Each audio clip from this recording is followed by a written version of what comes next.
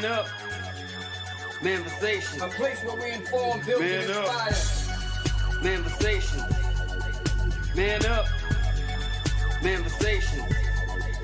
Man up. Manifestation. Man up. A place where we inform. Manifestation. A place where we inform, build, and inspire. You gotta eat what you kill. You gotta go out there, you gotta hunt for your meals. We all have that ability to connect with people, to be that motivational person in somebody's life. You gotta let people know there's certain lines you don't cross and that there's gonna be consequences if you do. Man up. If you are an adult and you are in a relationship, that person's emotions are not your responsibility. Man up. Manifestation. Man up. Manifestation. Man up. Manifestation. A place where we inform, build, and inspire. The devil, during slavery, destroyed the masculinity or manhood of the so-called Negro. No man. Right now you got to be trained all over again to be a man. When someone is obligated to do something, it is binding upon them to do it. And failure to do it causes reaction. Man up. Position make you rich. I don't have that type of richness. My richness is life forever. If black people knew their glorious past, if black people knew their glorious past, if black people knew their glorious past, then they would be more inclined to respect themselves. I'm not saying I'm going to rule the world or I'm going to change the world, but I guarantee that I will spark the brain that will change the world. And that's our job, is to spark somebody else watching us. A place where we inform, build, and inspire. Manifestation. Man up. Manifestation. Man up. Manifestation. Man up. A place where we inform. Manifestation. A place where we inform, build, and inspire. You want to tell me about yourself? Go get your friends. I'll tell you who you are based on who your friends are. Don't just live and die. That's an ugly existence. Make your life matter, make your life count. Live a life where people can actually mourn you for the things you left behind, not just because you were around and existed. We need strong black nuclear family. Yes. That's what it is. Mother, father, son, daughter, all in the same house with a focus on the family unit as a whole. We had Tulsa, Atlanta, New Jersey, Detroit. We had Rosewood. We had Black Wall Streets all over. The Republicans aren't for us, but the Democrats aren't for us either. And we should have no alliance to any political party. We only have alliance to what is in our own best interest. A place where we inform, build, and inspire. Manifestation. Man up. Manifestation. Man up. Manifestation. Man up. A place where we inform. Manifestation. A place where we inform, build, and inspire.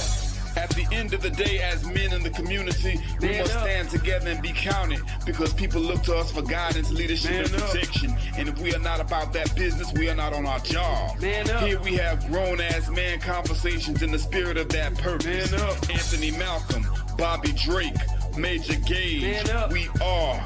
This is Manifestations 2020. Manifestation. Man up. Manifestation. A place where we inform, build, and inspire.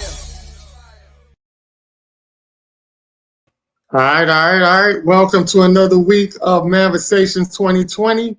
I am your one of the three hosts, Anthony Malcolm, Major Gage, Bobby Drake. We all here again.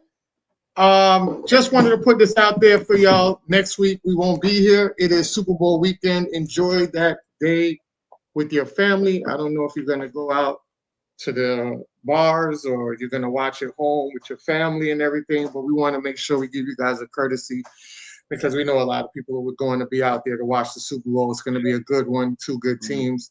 So we know you're going to be occupied probably for the whole weekend. So we'll take off next week and we'll be back the following week. So just wanted to give you guys a heads up on that.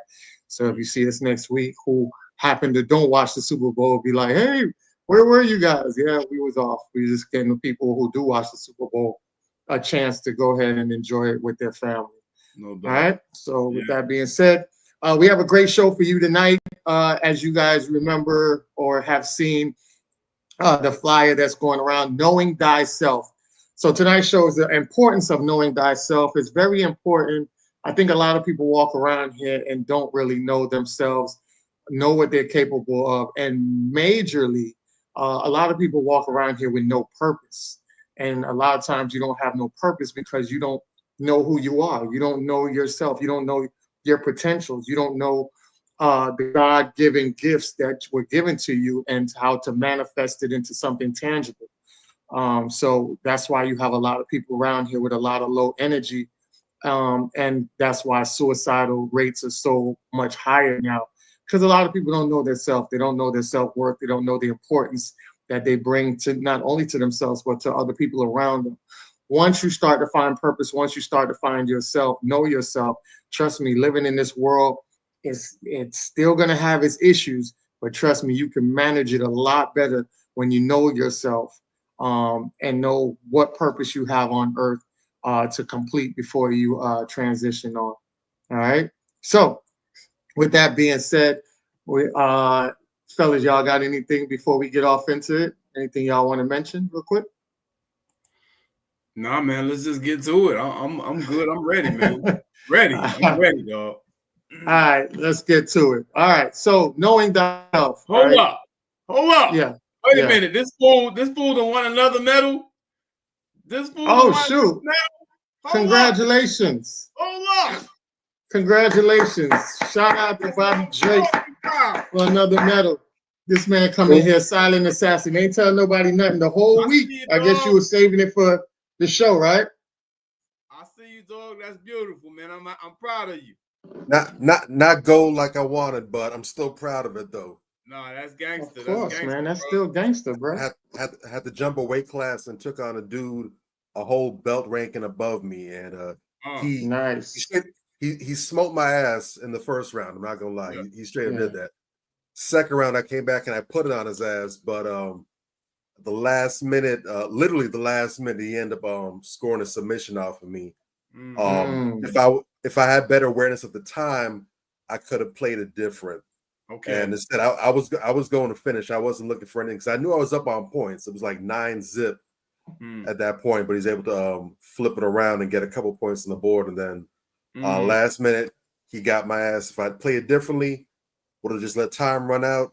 We had one more match to go, and based on how tired and out of sorts I had him, I know I would have finished him in the third. But it's cool. It's a good experience. Learned a lot and a huge confidence booster.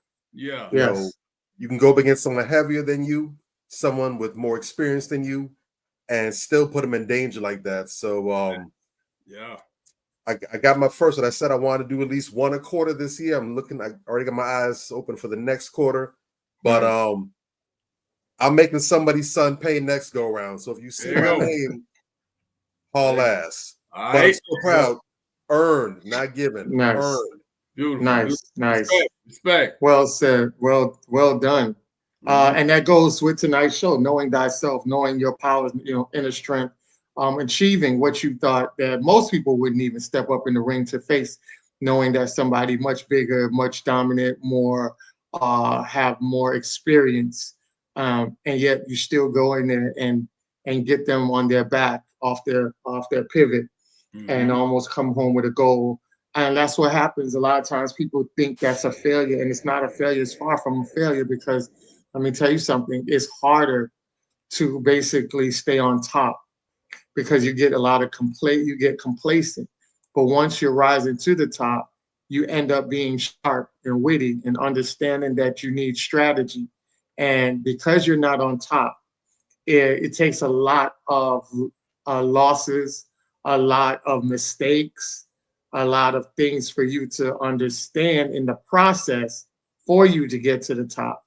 So just like Bobby was saying, he's saying that there were some things, strategies that he could have used to kind of strategically get himself to that gold medal.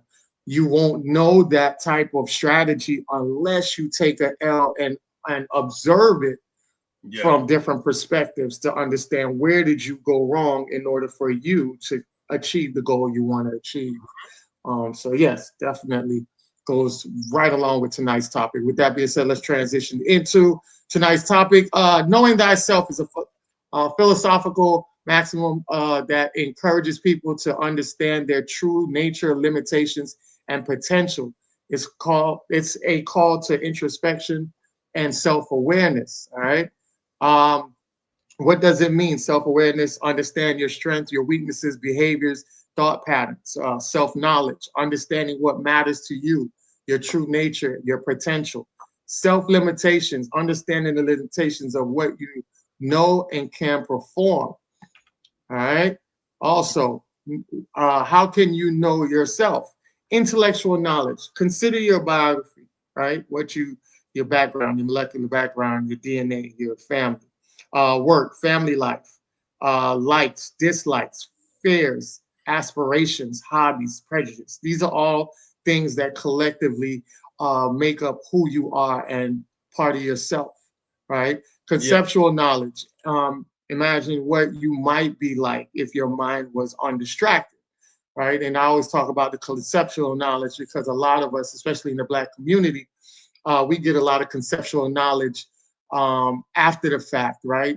We had produced a lot of conceptual knowledge when the pandemic hit. We didn't have anything to do. We were restricted from going out, which was a distraction, doing other things that were also distractions as well, hanging around with our friends and things like that, interacting with different people that we normally do. And once we got into the pandemic, we kind of had self-reflection moments and also thinking process where our minds were wondering what we can do next, how can we pivot. And so a lot of conceptual knowledge was gained through the COVID situation. And also when a lot of you guys that have been to prison before, have been to jail, you have got a lot of conceptual knowledge through jail because you have no time to do anything else but just to sit in your jail cell and basically watch the time go by until your time sentence is up. In the meantime, a lot of guys start reading books. A lot of guys start taking classes, getting educated, getting degrees, learning trades and everything like that. When they were out in the streets, they probably were drinking, smoking, hanging around, doing, very toxic things, chasing women, things that were very distractive. So that was conceptual knowledge, if you guys understand it from that perspective. Interaction with others, consider how you interact with others. That's also part of the self-reflection. Sometimes you look at yourself, once you get wiser, you start to see, hey, my interactions with people can affect people in a negative way, and I don't want to do that. So that's also a perspective as well. Literature and movies. Consider how you relate to characters in literature and movies. I remember a lot of people used to tell me there were certain characters that remind me of them. Like as far as one of the movie characters that people always used to mention me with is Simon from Lords of the Flies. Not sure if you guys are old enough to have read that book in high school, but if it's a book that you might know, or if you don't know, then ask your parents. It was a book that was very, very popular in school. And one of the characters was Simon. And he was a guy that was in the book that was really out there looking out for the children that was lost on the island due to the plane crash, if you understand the story and knew what the background of that story was. So a lot of people compare me to him because Simon in the book was giving out apples. He was reaching the fruits on the tree that the young children that was left on the island that couldn't reach for themselves, couldn't fend for themselves, couldn't care for themselves. And Simon was the main character on there that was mainly looking out for the little children, despite all the other children that were older than Simon that really wasn't looking out for nobody and all about themselves on that island. So definitely, I know a lot of people try to either compare themselves or be told that other people see them as a certain character and how they live their lives. All right, Another, why is it important? It's a foundational principle in philosophy, suggesting that true knowledge begins with self, and it's been held above all other wisdom since ancient times. Some believe it's the purpose of life. Like I was saying the other day, I just want to read these real quick to you. According to Pluto, most people are like prisoners living in their entire lives, staring at the wall of a cave, mistakenly dimming in the shadows of reality. Knowing oneself, then for Pluto, is recognizing your mind's soul potential to understand the essence of philosophical concepts such as justice, love, goodness, and so on, instead of the shadowy transits of illusions or imperfect copies of those perfect forms. Here in the physical world, knowing oneself is a matter of breaking your own chains of ignorance, freeing yourself from the allegory cave, and crawling your way into the sunlight and genuine knowledge. As for Socrates was stating, the point is being self-reflective enough to recognize that your starting point is one of the ignorance, and despite the views of it, knowledge is a matter of recollecting things your immortal soul already knows. And then on the other side of it, we have David Hume, one of the personal identities, merely bundle of experiences and perceptions and memories. To know oneself, then from an imperialist like Hume, is to understand the way in which your past experience have shaped and defined yourself, including your habits, your habits and your reactions, your emotions, and your entire conceptual framework. It goes on to say that copies of your sensory perceptions are impressed upon the blank slate, therefore filling your minds with the contents of sensory experience upon which our subsequent rational facilities have operated. It is easy to fall into a trap of thinking that your present reality is under our control, when in reality, much of your sense of self is shaped by external past experiences outside of our direct control. Knowing oneself on this view is a matter of becoming acquainted with your past while also not being bound or limited by it. All right. Just wanted to get into a couple of videos that kind of show you a little bit more and details of what that is like. All right. You don't like my teaching methods and you think I should be replaced. Well, I don't like what's going on in the real world. And the only way we can deal with that is by what we do in this classroom. My father drives a bus in Brooklyn, not because he isn't intelligent, because he didn't have an opportunity to go to college. But you all do. You all do. But regardless of your degree, I am telling you, they will think you know less than you do because you're black. It's not enough for you to be equal. You have to be better. We have to be better. And it's my job to see that you and we are. I guess I got a little too pumped, but I take this very seriously. So that's where I'm coming from. Anybody who doesn't like it, there's a door. All right, and this video right Education here. is more than reading, more than writing, is more than math. It should first of all teach our children who they are. You see, if you don't know who you are, then you will not know what to do with your life. And if you don't know what to do with it, then you won't know how to achieve your goals. So Alex Haley raised the question of who am I? And he asked his mother, father, aunts, and his uncles who he was. Some people told Alex they were Negro. Some told Haley they were colored. Others told Alex they were black. Some said they were Afro-American. Some told Alex they were African. And lastly, some said American. Now, we are the only children and some adults that give 6 different answers to a very simple question like, who am I? Again, you cannot teach a child that is, first of all, not know who he is. It's more important than reading, math, and science. So we began to ask ourselves, why do Germans call themselves Germans? Why do Chinese call themselves Chinese? And we were told there's a land called Germany.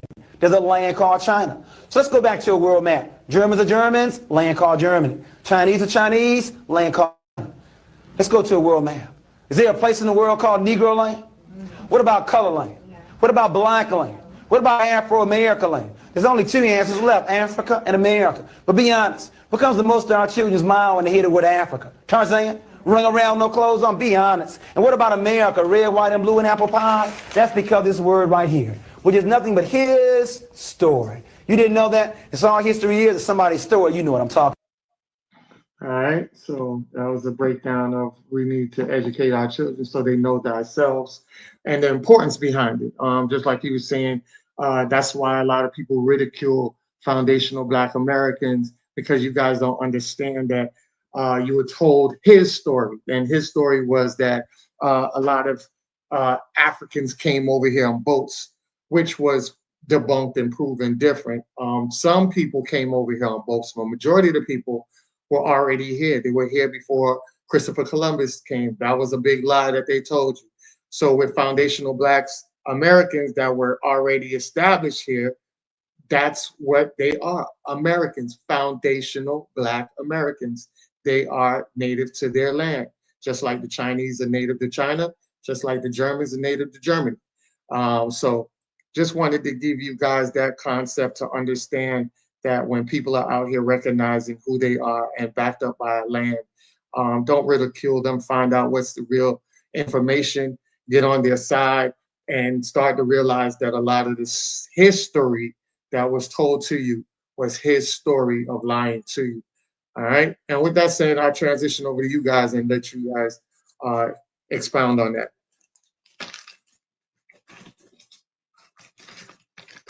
I can't hear you, Major. You mute yourself. I love The Different World off rip, man. That was one of the most impactful shows to ever come on television, man. I know people who went to college strictly because of seeing A Different World, bro. Yeah. That was my generation. Like, we came up during that generation, and A Different World was like, it made college seem like the most fly shit anybody could do. You know what I'm saying? And I mean, like, from everything to like the fellowship, you know, to the type of fly events they used to have, to the girls. A Different World had some of the baddest girls ever on television to this day.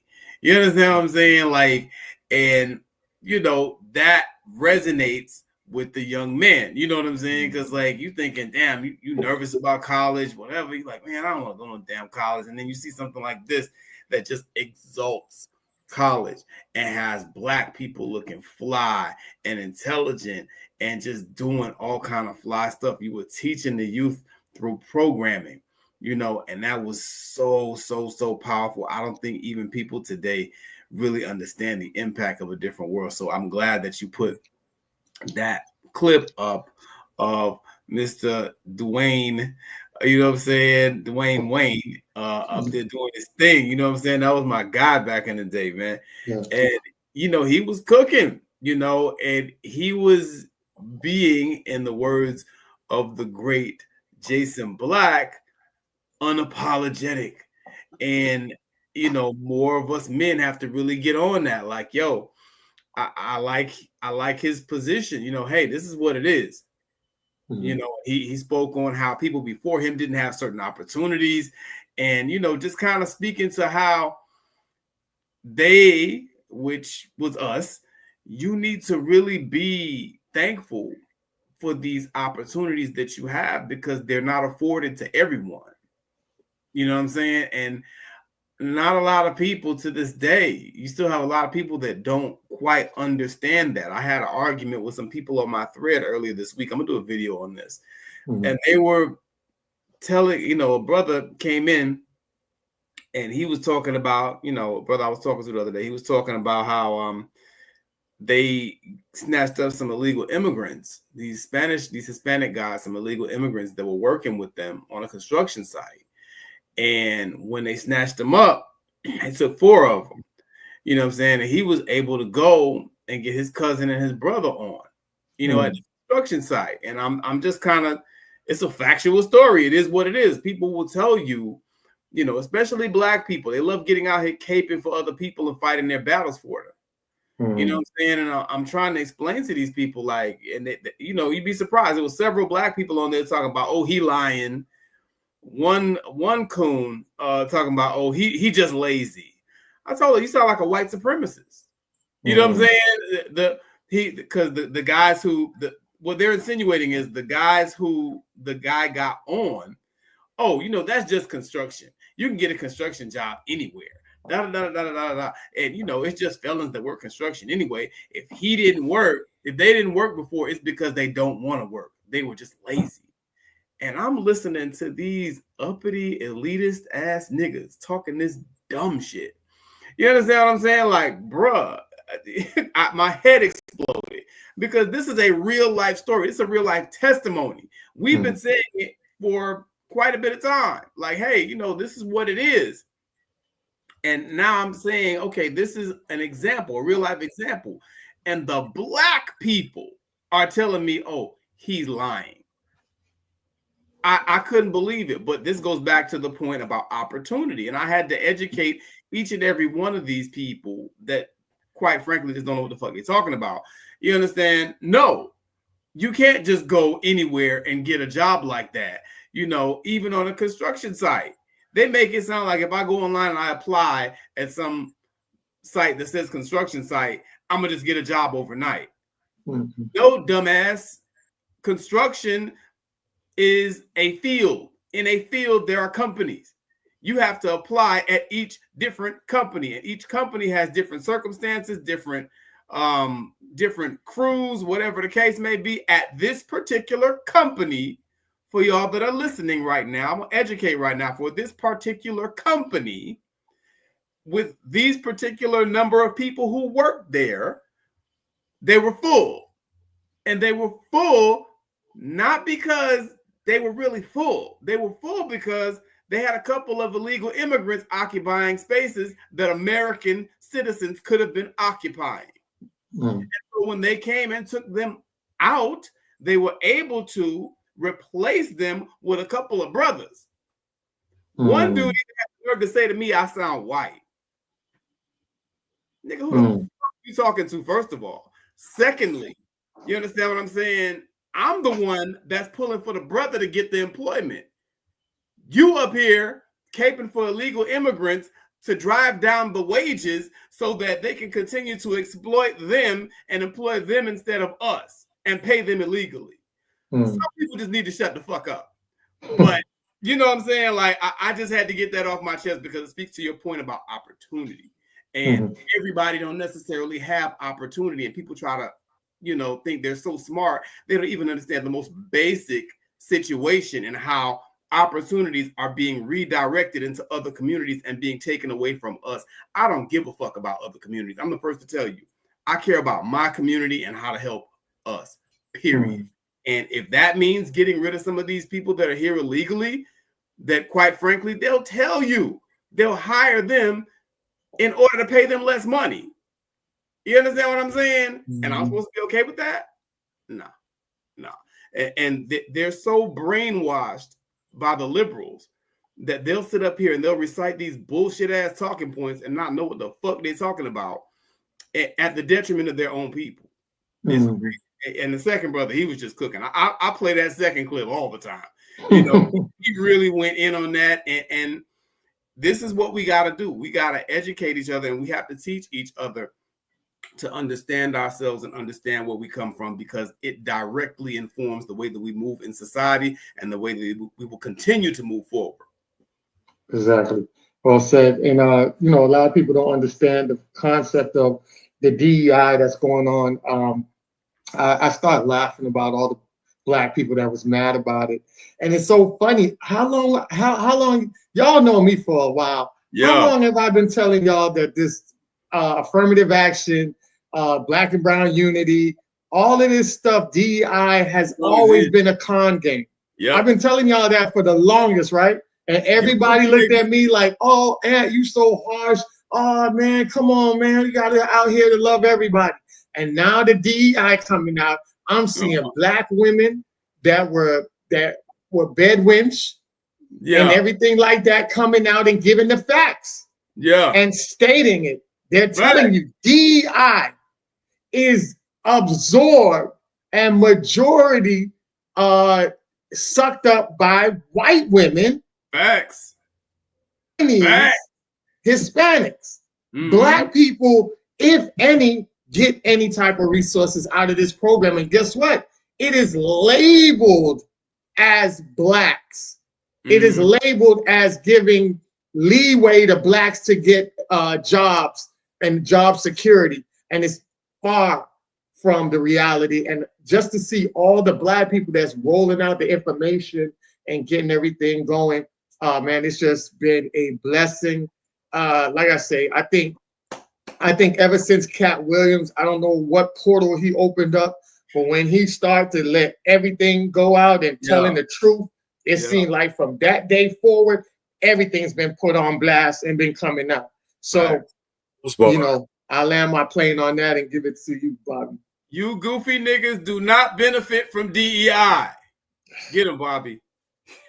I'm not going to belabor that point too long, but I just want to, because we all three of us for the most part have been on the same page for a minute, and not because we converse and have these talks and conversations.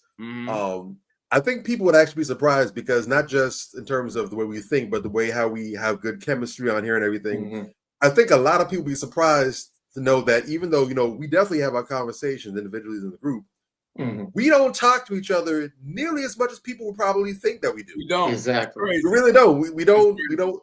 We should do a bit more of that. Well, Ant went ahead and got himself kidnapped. Up the state a bit, but even then, we should definitely make a bit more of an effort to do at least a couple things this year, anyways. But we don't really talk and exchange ideas as much as a lot of people would expect us to do.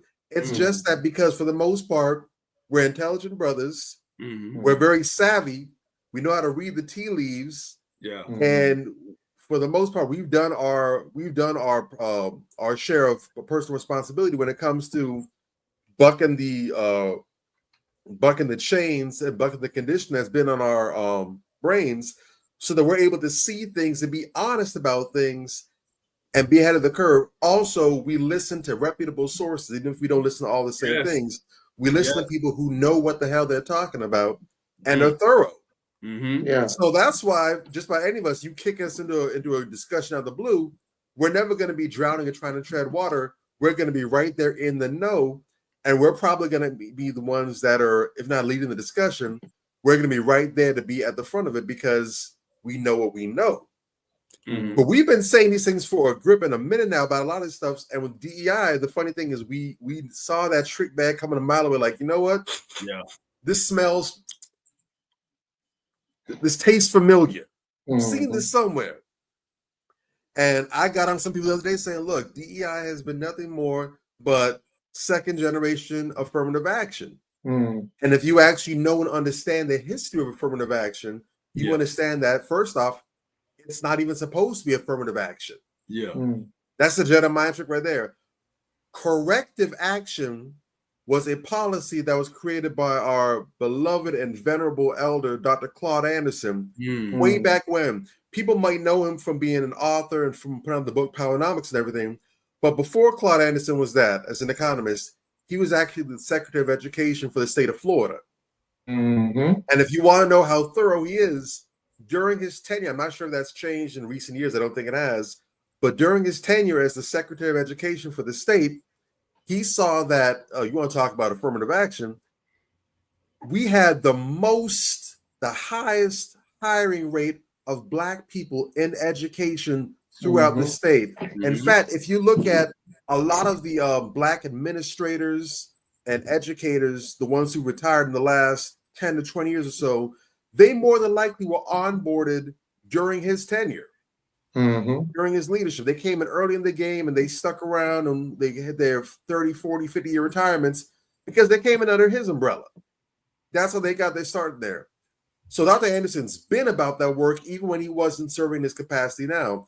And he put together the plan for corrective action, saying we need to address the wrongs that have not been amended for chattel slavery, Jim Crow slavery, benign neglect, and the hate crimes, that police brutality that Black people have consistently been subjected to since those days. They took his idea and rebranded it because if you use the title, then you get to see what it's supposed to entail. Of course. But it was such a good plan. Like, we can flip this. They took it, rebranded to affirmative action. And to this date, the largest recipients of affirmative action have been, ding, ding, ding, white women. Yep. Because they're women and that falls under a minority. That's the crowbar tactic. DEI is nothing more than the second coming of that, only served as an umbrella term to also incorporate your LGBT folks, illegal immigrants, and everything else, groups that technically would also have been applied under affirmative action, but it's been more comprehensive now. And sure enough, the same people who have been the biggest bandwagon criers for DEI have had to go ahead and admit it. Funny enough, even before all this, there was an article that was put out by Black Enterprise magazine back in 2023. The author is Daniel Johnson. And it says, ding, ding, ding, Black people only comprise blank percent of DI positions in the workplace.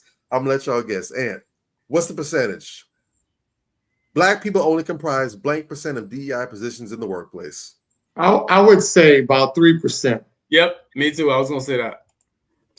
That's my And guess. again, I shared this with nobody. I didn't send anybody anything. But again, when you tapped in, you understand. Hey. Black people only comprise 4% of DEI positions in the workplace. Wow. Only 4. Yeah. Only 4. And you want to get deeper in the weeds, they actually broke down what those percentages are. Guess who the number one top percentage is of your chief diversity officers are by race? Guess who the number one slot is? White men. White woman. White men. White women. I ain't from the West Coast. I'm not Machiavelli. The white people. And you won't believe the disparity. Guess how high the percentage is? 65%. 80s. Probably in the 80s. This time, made is closer. Okay. 76.1%. Wow. Yeah. Wow. The next closest percentage is Hispanic or Latino at 7.8%. Uh-huh.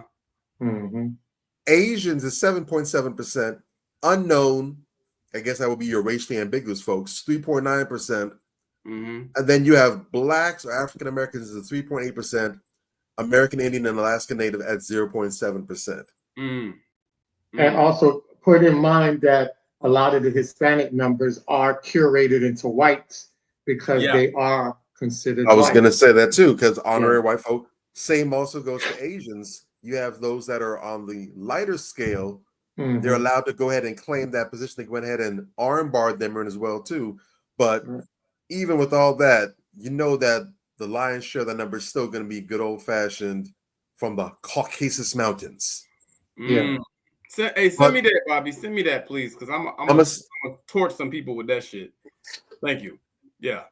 You gonna send And that that's out? one of the reasons why we tell you guys to always tune in, because you got 3 brothers on here, man, that comes in and gives you guys some great information. A lot of y'all not gonna find this information in the book because a lot of the stuff that we do is intensive research because they bury it. It's not about Black people not picking up the book, it's where to find it.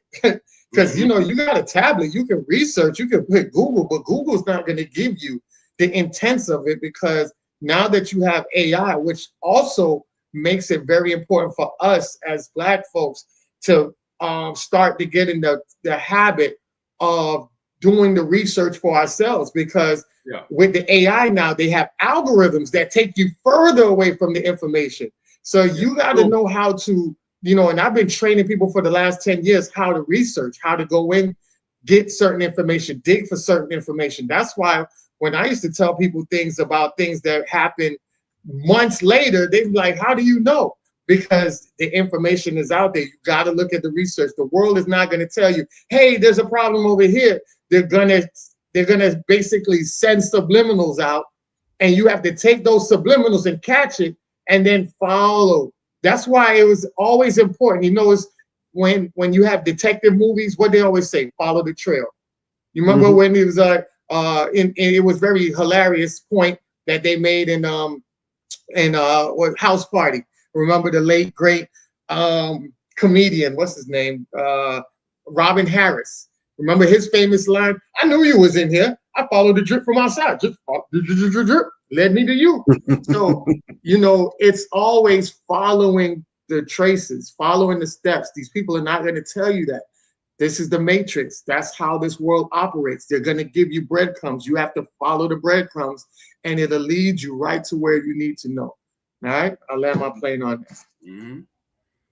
All facts. Go ahead, Bob. No, just to close off what I was saying, because I really don't have much to add on to what you guys were saying beforehand. But you have to understand this, because if you do not have an identity, salute James, what's going on, brother? If you do not have an identity, if you do not have that knowledge of self, then what happens is you are going to be programmable for someone else to give you that knowledge of self. Dr. John Henrik Clarke, always for his brother, he says something that's very profound, as usual. When is he not saying something profound? He says that the greatest enemy of knowledge is not ignorance, it is the illusion of knowledge. Yeah, I agree with that. And I've told people for a grip, specifically when it comes to politics, but it goes everywhere. A lot of what happens, what you see, is controlled opposition. That is very powerful. That's highly underrated. That's very powerful. I'm not going to show you who you. If I can misdirect you, talk about illusions and everything. If I can steer you away from who your actual enemy is and get you to believe that, hey, this is your enemy over there. And I set it up where, I set up a very realistic, argument or fight between me and them. And it looks like, oh, they're prevailing against me, or they're really giving it to me, whatever. And get you involved. And you take the whole mindset of, well, the enemy of my enemy is my friend. So I'm going to go back them. Yeah, because, that's my, you don't like them. I don't like them either. We're on the same page. We should work together. Meanwhile, it's really the other side of the team. And it's still the same person you take it on. It's like a corporation. If you have Darden restaurants, you talk about, well, now I can't remember all the restaurants, but let's just say that Chili's and I know Olive Garden is when they have an umbrella. I think it's Olive Garden and Red Lobster. Yeah. So let's say that's better. So you say, man, I hate Olive Gardens, man. Olive Gardens. This is a bunch of racists over there. They run by racists. I heard them talk about they're happy that they roll back DEI. Wink, wink, wink. Not saying that's what happened. That's not what happened, but just as an example. Well, I'm not going to support Olive Garden anymore. I'm going to go eat a Red Lobster.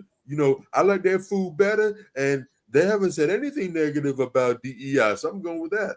And meanwhile, it's the same head behind both of them.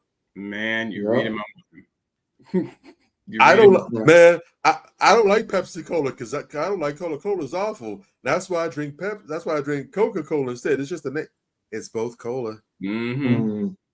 Facts. But that's the trick. If I can tell you your enemy is over there and misdirect you and have you align with my purposes, I'll have you going along or going against your own self-interest, and you think it's a genius, brilliant idea. Exactly. That's why you have to be able to, again, you have to know self. You have to understand what the reality is, so you're never caught out there in the open. Sun Tzu, I'll end on this quote right here.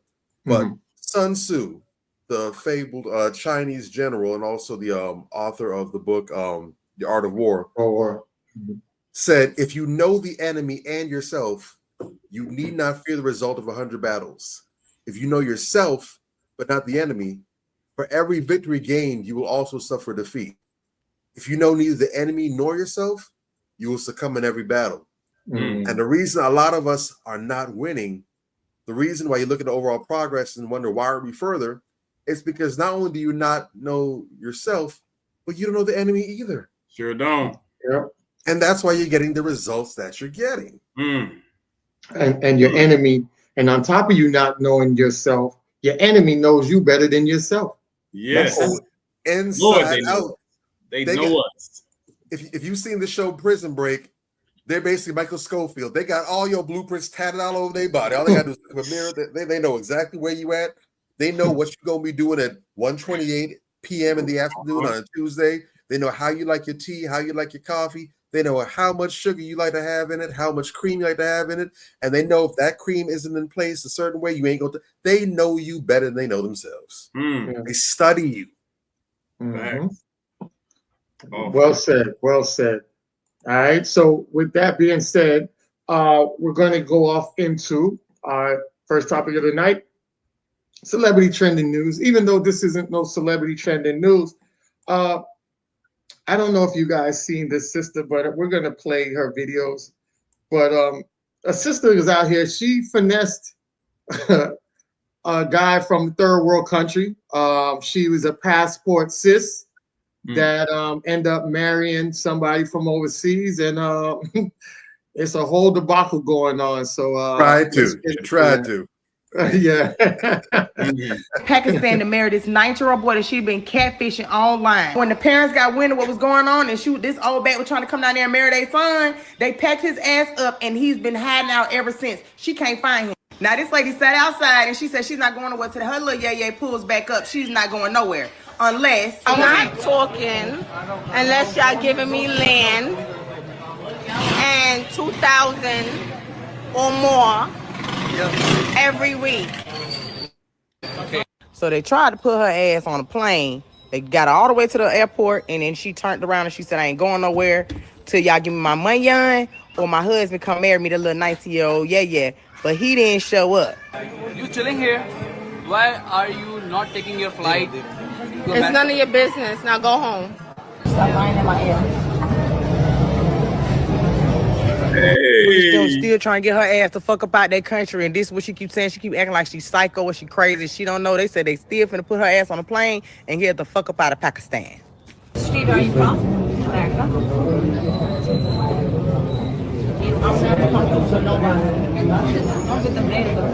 No. You're a guest. Leave me alone. You're a guest. Please leave me alone. All right, and here's the next update. That 33-year-old woman who flew her ass all the way to Pakistan to marry that 19-year-old boy and don't want to come back. Now, she done told these folk that one of the hotels or something that she done stayed in, she had $1 million diamond ring. She said them folks up there done stole her red ruby diamond ring that her husband bought her, and she want it back. I was staying here. My red ring. How much is it? My red ring. ये कह रही है ये guest house था. Look in the book.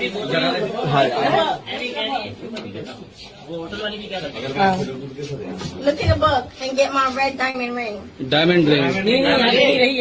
देख ले बहुत महंगी अंगूठी है भाई. Look in the book. Look in the book. वो कह रही है चंगोरा जाकर मैं ठहरी थी. नहीं वो मान गया बोले मैं ठहरी थी यहाँ पर. I was in 106. Hello, 106. Look in the book. 106 106 number कमरा बता रही है. Excuse me, how much cost of your diamond ring? My husband paid over 100 mil for my ring. She said my husband paid over $100 million for my diamond ring. And y'all, these folks got this shit on the news. Them folks in Pakistan need to stop. They're making the people in the United States look crazy. And then we got Trump as a president. Oh my God. अब ये सारी चीजें हम जो आप अभी देख रहे हैं ये हम रात से यहाँ से डायरेक्ट फ्लाइट है नहीं ना वो भाई के लिए दुबई रुकोगे जाओ बस जाएंगे. My husband will be picking me up from there. Thank you very much. Listen, I hope he's saying the right things, okay? Like I said, Pakistan needs to be reconstructed the right way. Do you hear me, guys? Make sure y'all get this on your camera. I'm married to Naidel Hamid. I'm Onaija Hamid. We are moving to Dubai very soon. We're going to have our baby in Dubai, okay? I have my son, Jeremiah Robinson, Saya Pitt. His father is William Pitt. Jeremiah's father is Lewis Thomas. They will be rich. The Irene family, Kiki, and Lika, the rest of my family also. Please understand, this city will be reconstructed. It will be fixed up right away. I'm asking the government for $100K in my pockets so I could do real estate. My husband will own it in Karachi. We will not live here, but we will get this job done right away. I'm asking for $20K right away in my pockets at the end of this week. That's all, folks, for today. That's it. He have nothing else to say. Goodbye. Assalamu alaikum. Walaikum assalam. Thank you. Can you say how you have been in relationship? That what? That's private. You gotta pay me more than $4,000 a week for me to talk in USD.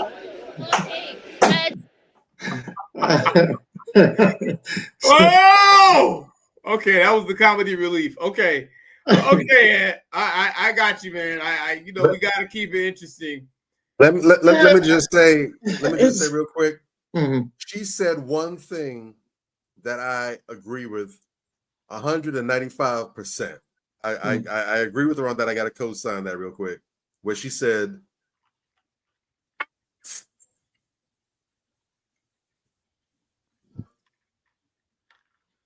"What are you talking about?" That's all, folks. When she said, "That's all, folks," I agree. That is all. That absolutely is all. Yes, because that was pure Looney Tunes. Real talk, Pure man. Looney Tunes. Look, y'all niggas gotta stop stepping on y'all dope, man. Like, you know what I'm saying? It really damages the consumer.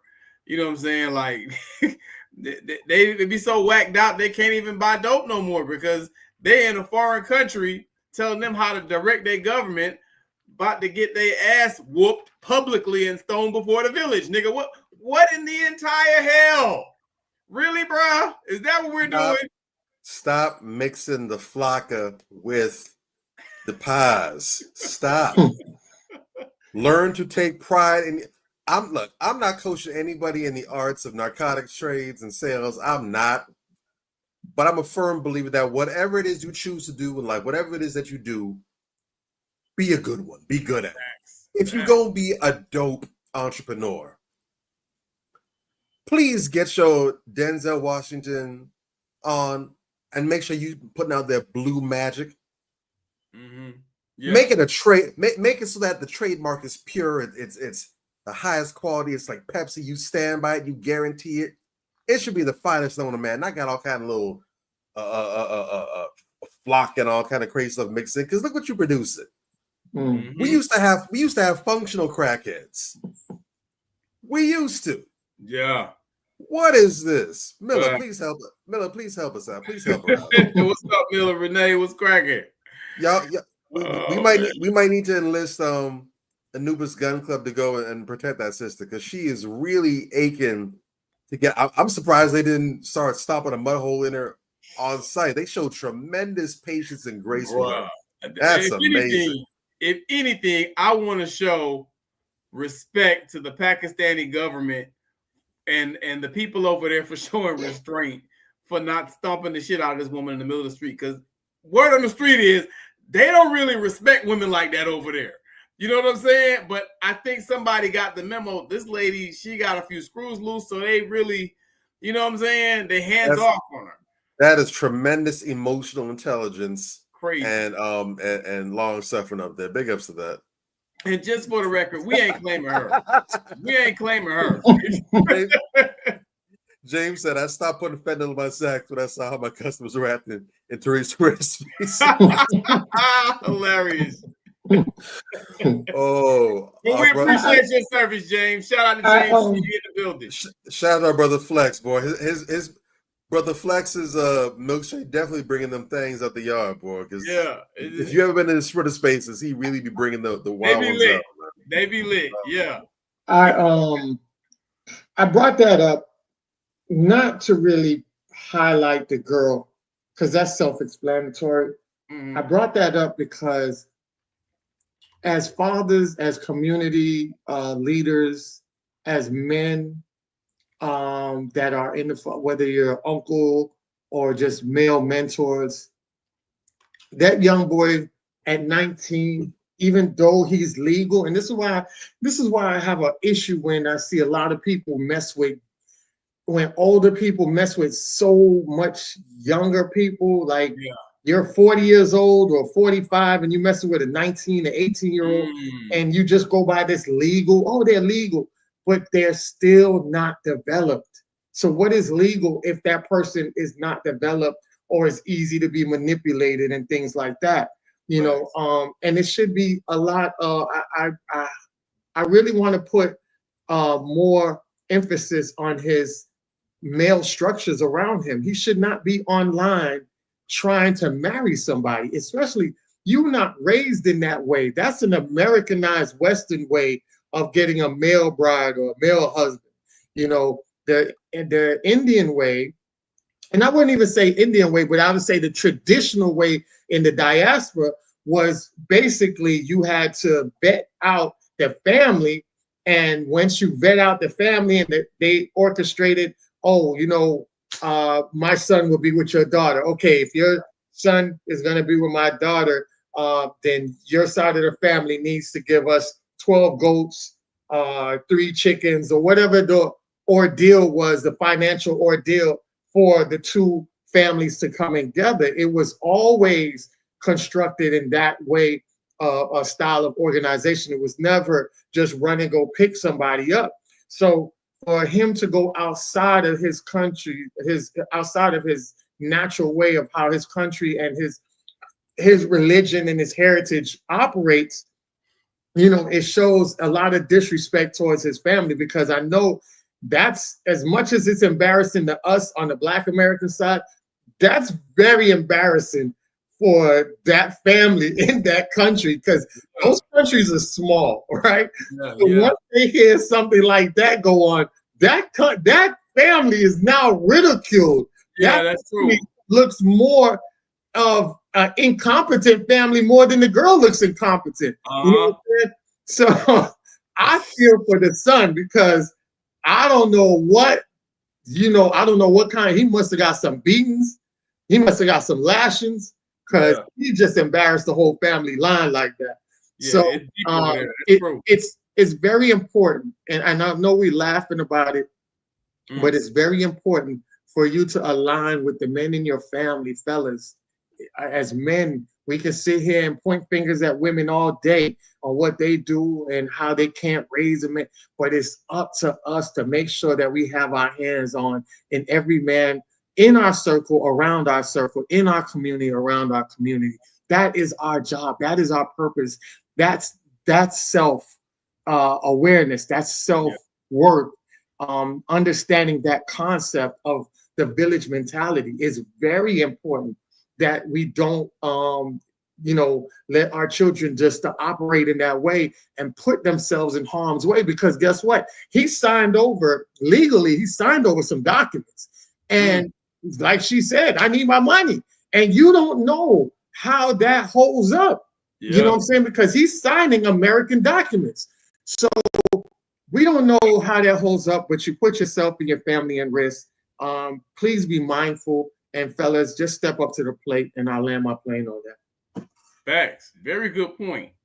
And like, this is the thing, when you put it up, I mean, she's talking, but she's a hood rat that's just kind of talking out of her head. I didn't know that she was serious. I didn't know if he really did sign anything or whatever. I didn't know that it was a serious story. I'm like, okay, what the hell is this? Because the tone of it was just so crazy. I'm like, okay, is this person just making up some shit? Is this just a mentally ill person that, So now that you explain, I guess, the story behind it, a little more context, I kind of get it. But she sounded like she was just talking out of her head and just kind of all over the place. You know what I'm saying? Go ahead. No, you're right too. Multiple things are definitely correct in this situation, because this is a whole cluster bomb of WTF. Yeah. Whole entire. Yeah. This is a we ain't claiming her. Sorry. This is a case of a woman who's clearly off of her medication, and if she's not on any, that needs to be fixed like last year, not even today. This is a case of a young 19-year-old man who was definitely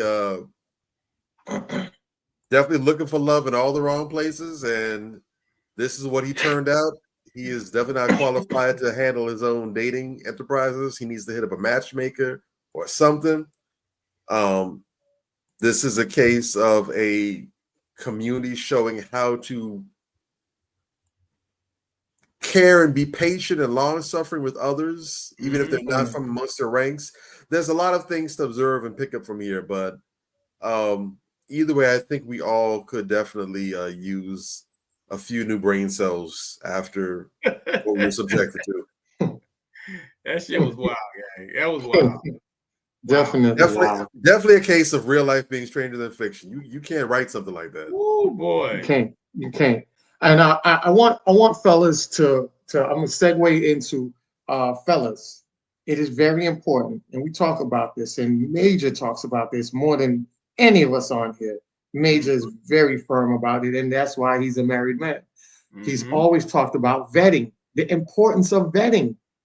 That right there, if he vetted correctly, he would have never even picked up the phone to even conversate with a little woman like that. If he vetted correctly, it is very important. When we talk, you know, sometimes it feels like we're being repetitive, but we're just trying to save you guys from being stuck in a trap that can lead to a long time. She's talking about having a child with this guy having a baby with her. That's 18 years of craziness. You guys see why it's important for you to have dick discipline? Yeah. You know, because I mean, we're over here laughing and we're only seeing what minute clip of this woman. And you got to deal with that woman for 18 years. You know, a lot of you guys put yourselves in situations that end up being so bad that you feel the only way to get up out of it is to unalive either the child or unalive the woman you created the child with and unalive yourself at the same time. We're seeing a lot of domestic suicides. It is a very, very bitch behavior. I don't approve of it. I don't like it. And we need to get that out of our community.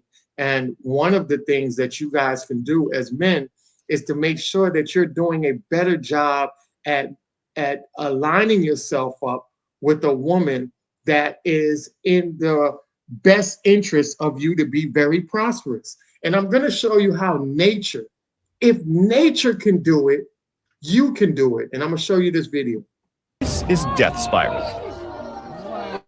And it happens when a bald eagle finds a potential mate. They want to make sure they're suitable for the rest of their lives. So they fly high into the sky and lock their talons and spiral downward in a dramatic freefall. They only release just before hitting the ground, and this breathtaking cartwheel display helps them build their partnership based on trust for the rest of their lives. They have to renew their wow every few years by catwheel display to reaffirm the relationship. That's heavy. That's heavy. Oh! So even the bald eagles have to do a ritual ceremony, and if they can't complete that ritual ceremony, then that's not the mate that eagle lines up with. They have to find the mate that they do this death-daring stunt with, and knowing that they put their trust in them and they're able to complete it. And now I say, okay, I can do that with you. You're my life partner. And that's how the bald eagles align up. That's how they create their offspring. They have to vet correctly. Once they do the vetting process and it's lined up with each other, that's how they procreate. You guys can take notes from nature. Let me go ahead and give you a couple more videos right quick, and then we can talk about it. And before I do, I want you to send this to a man that you love in your life. Send it to him ASAP. He needs to hear this. Bro, your mental health is important. Do not take it lightly and lean into the people that love you. All right, let's get into it. If you anything like me, you bottle up your emotions, you suppress everything, you push it down, right? It's a lot going on in my life, just like it's a lot going on in yours. Yesterday, the top popped. During my rampage, I hit a piece of plywood, broke my 5th metacarpal in my pinky, shattered my hand. It looked like a doggone firework went off on my hand. I'm a Pisces. I'm cool, I'm calm, I'm collected. I peep everything though. Don't let that fool you. We keep smiles on our face, we stay calm, but don't push us, okay? Because when we get to that point, when that anger really hits and it shows itself, very, very hard for us to get down, okay? And I realize a lot of men are living like this, and it's not okay. And to clear the air, nobody else was injured but me and a piece of board, okay? No domestic violence over here, no fist fights, no none of that. So as I'm lying on the ground, face full of tears, in my wife's arms, she trying to console me, and a doggone broken metacarpal, I realized that this is an internal epidemic that needs to be talked about. Ladies, if you don't want your man walking around having to take these every 8 hours, I suggest that you be his safe space. Okay? We need outlets. You need to go find you an outlet. You don't have a woman in your life, go find you an outlet, bro. And listen, on top of finding an outlet, it's actually also okay for you to receive. You don't have to carry the weight of the world on your shoulders. Like I felt like I had to, right? Now I'm in a position where I have to rely on my wife. All right. I do everything with my right hand, like 90% of Americans. So now I'm having to rely on her to help me get dressed, just to put socks on, just to help me scramble some eggs or wash my back. You feel me? So now it's put me in a position where I have to look at this with a different paradigm and mindset. And it's put me in a space where I've had to reflect on what I've been doing up to this point. Yes, it's a terrible situation. It's very unfortunate. It'll heal. Doctor cracked it back in place and everything. So I'll heal up just fine. But now for the next 3 weeks, now I'm having to be in a state of receiving. Kind of difficult for me when I've been the one that's always been doing the output, like most of us, man, right? Look, my little ring light just died, so I'm gonna leave y'all with this, fellas. If you don't want to keep going through that repetitive loop of feeling like you're less than because of, you know, what society says a man is supposed to do or the role that you're supposed to play, we have to learn how to alchemize our pain. All right. Like all of this pressure and all of these things are still going to be out here. But what you can do is go within and find a way to release. All right. If you can't create a safe space for yourself, or if you're in a relationship where you don't have a safe space with your partner, go to the gym. You know, that's a way to release that cortisol stress. Or find you a hobby, get into a hobby, find a game. Like now I start playing video games again. It just kind of helped, you know, take a break from all of the bullshit. So, those are some things that you can do. But to be honest, what you need to do is go within and learn how to alchemize. And that's literally going from a lower state of frequency to a higher state of frequency. You don't have to believe in all of that woo-woo stuff, as most people call it, but you also can't see wind and you feel it. All right. Law. And this is knowing thyself. And this is another powerful video. All right. Do I feel about women who says, I need a man that can handle me? And I've always taught this. Listen, the last thing a man wants to do is come home and have to handle you. That's the last thing that he wants to do. After he's been beat up by the world, beat up at the office, stressed out, the weight of the world on his shoulders, the last thing he wants to do is to come home to a woman that he has to handle. If you're single, listen to me. If you want a man and you want a good marriage, you want to be a helpmate. You want your man to come home and be encouraged by you, loved by you, inspired by you, built up by you. You know, I just preached 4 services. We're in a 2-hour car ride back home. We went to see a facility and doing all kinds of work. The last thing that I want is to go home to a woman that I got to handle. And I got a strong woman. I got a boss lady woman. But my woman has already texted me and said, sweetheart, when you're coming home, I have a plate for you when you get home. She already knows that I have a weight as a covering and as a high priest of the home. I have a weight that she doesn't have to carry. It does not mean that I'm better than her. It just means that in my office as a husband, I have a leadership weight. Just like the president of the United States have a weight that you won't have to carry. The lead pastor of a church has a weight that the staff and the people never have to carry. As a husband, we have a weight that our wives don't have to carry. And it's not that we're better, but it's a weight that should be acknowledged and then supported, blessed, prayed for, encouraged. So my word for you single ladies is that you don't want to say, well, I just need a man that can handle me. That's the last thing that a man wants to do. How do Preach, boy. Woo! Let that man cook. Listen, both of those are very powerful videos. Shout out to both of them. The brother who broke his pinky. I really hope that he gets the help that he needs. You know what I'm saying? And that he gets to know himself a little better, because, you know, part of knowing yourself, that's to stay consistent with the theme of today's show. You know, part of knowing yourself is knowing your limits. Yeah. You know, it's a big part of knowing yourself. And when you know your limits, you know that you need to holler at Bobby. Yeah, man, y'all boys need to link up. You know what I'm saying? Well, when you know your limits, you know at a certain level, I gotta fall back. You know what I'm saying? At a certain level, you know, I gotta go, and I got, like the second brother said, I gotta go to the gym, I gotta go to the gun range, I gotta do this because I gotta get away because it's too much. So you don't get to the point where you do something like that to harm yourself. You know what I'm saying? Yeah. And I think that's a very valuable lesson for him to learn. And hopefully going forward, now that I like the accountability though. And this is what I'm always explaining to people, like brothers are accountable. I guess because we kind of have to be. We don't have some of the luxuries that women have where, people are going to coddle them and okay their errors. Nah, we got to man up. Hey man, you fucked up. Okay, yeah, you're right. And I got to get on it. And I respect his accountability, and I respect him coming and talking to everybody else, telling him, hey, don't be like me, find your outlet, whatever the case may be, so that you don't end up like this. He's talking about how mental health stability is so important to men, and that's a message that a lot of us need to get out here and get on. You know what I'm saying? So brother spit with that. Yeah, like James said, we don't have a choice. The world looks to us. The buck stops with us. We don't have a goddamn choice. You know what I'm saying? So I like that. I like to see the brothers taking accountability and learning. Even though it was unfortunate, he learned from it. He moved on. Second brother, he was cooking. That man was cooking.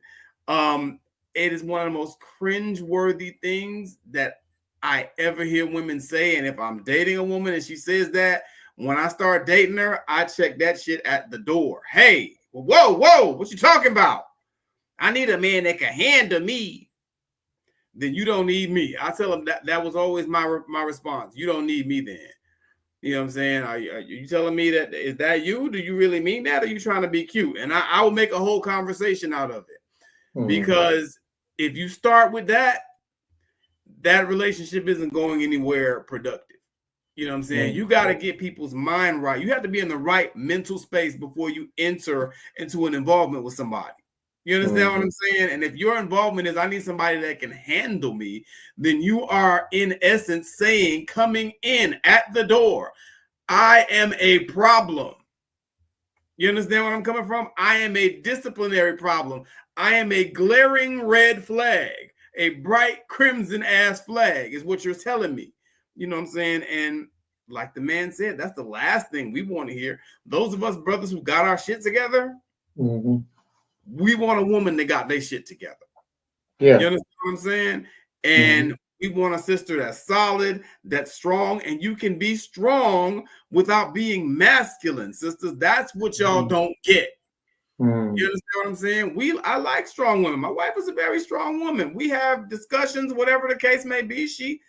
Her opinion is considered with regards to everything. You understand? But at the same time, she don't be jumping up in my face like another nigga wanting to fight. Men, operative word, men do not like conflict with women. I'm going to say that again for some of y'all hard-headed motherfuckers out there. Some of y'all in the back. Men do not like conflict with women. Men. Some of these little boys, they think that shit cute. Oh, that means she a little turn. Oh, yeah, I like that. That's a child. Because at the end of the day, how are you going to build with someone that you're in a constant state of conflict with? Exactly. See, children don't think in terms of building anything because everything is provided for them because they are children. When you start dealing with a man, interacting with a man, he gonna check that shit because he can see the vision with you and there is none. You can't build anything with someone who's not going to cooperate. And that's just the long and short of it. So he really, spoke on that well. Cooperation is key. Ladies, at the end of the day, y'all all out here talking about you want a man to lead, you want a man that this, you want a man that, you get a man that's everything than you because you want to be able to follow his lead. Then when you meet that man, you don't want to listen to shit he got to say. How that work? You understand? It doesn't. And that's what the brother was saying in that video. And it doesn't mean that you got to be, over in the corner and, sit with your hands folded and your back straight at all times and say, yes, sir, to everything he says. That's not what that means. You understand what I'm saying? Women understand, the strongest women that I know understand the power in submission and the power in cooperation. When you shout out to you, James, appreciate you. when you get into that situation, you know, with a man or whatever the case may be, he's going to dial back and listen to you if you come at him with the right energy, with that feminine energy. That's going to draw him in. If you come at him in a masculine capacity, well, now he feel like he got to square up. You know what I'm saying? And we don't want to have to do that with our women, that we compete with each other way too much instead of cooperating. I'll park the Chevy. Yeah, well said. I do want to give a shout out to our wonderful sister over on Instagram, Jennifer Armstrong. She's been tuning in with us. Thank you for joining in with us, sister. We appreciate you.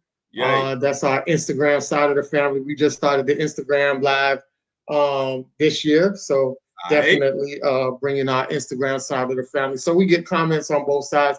I know you guys can see the YouTube one, but I can see the Instagram one.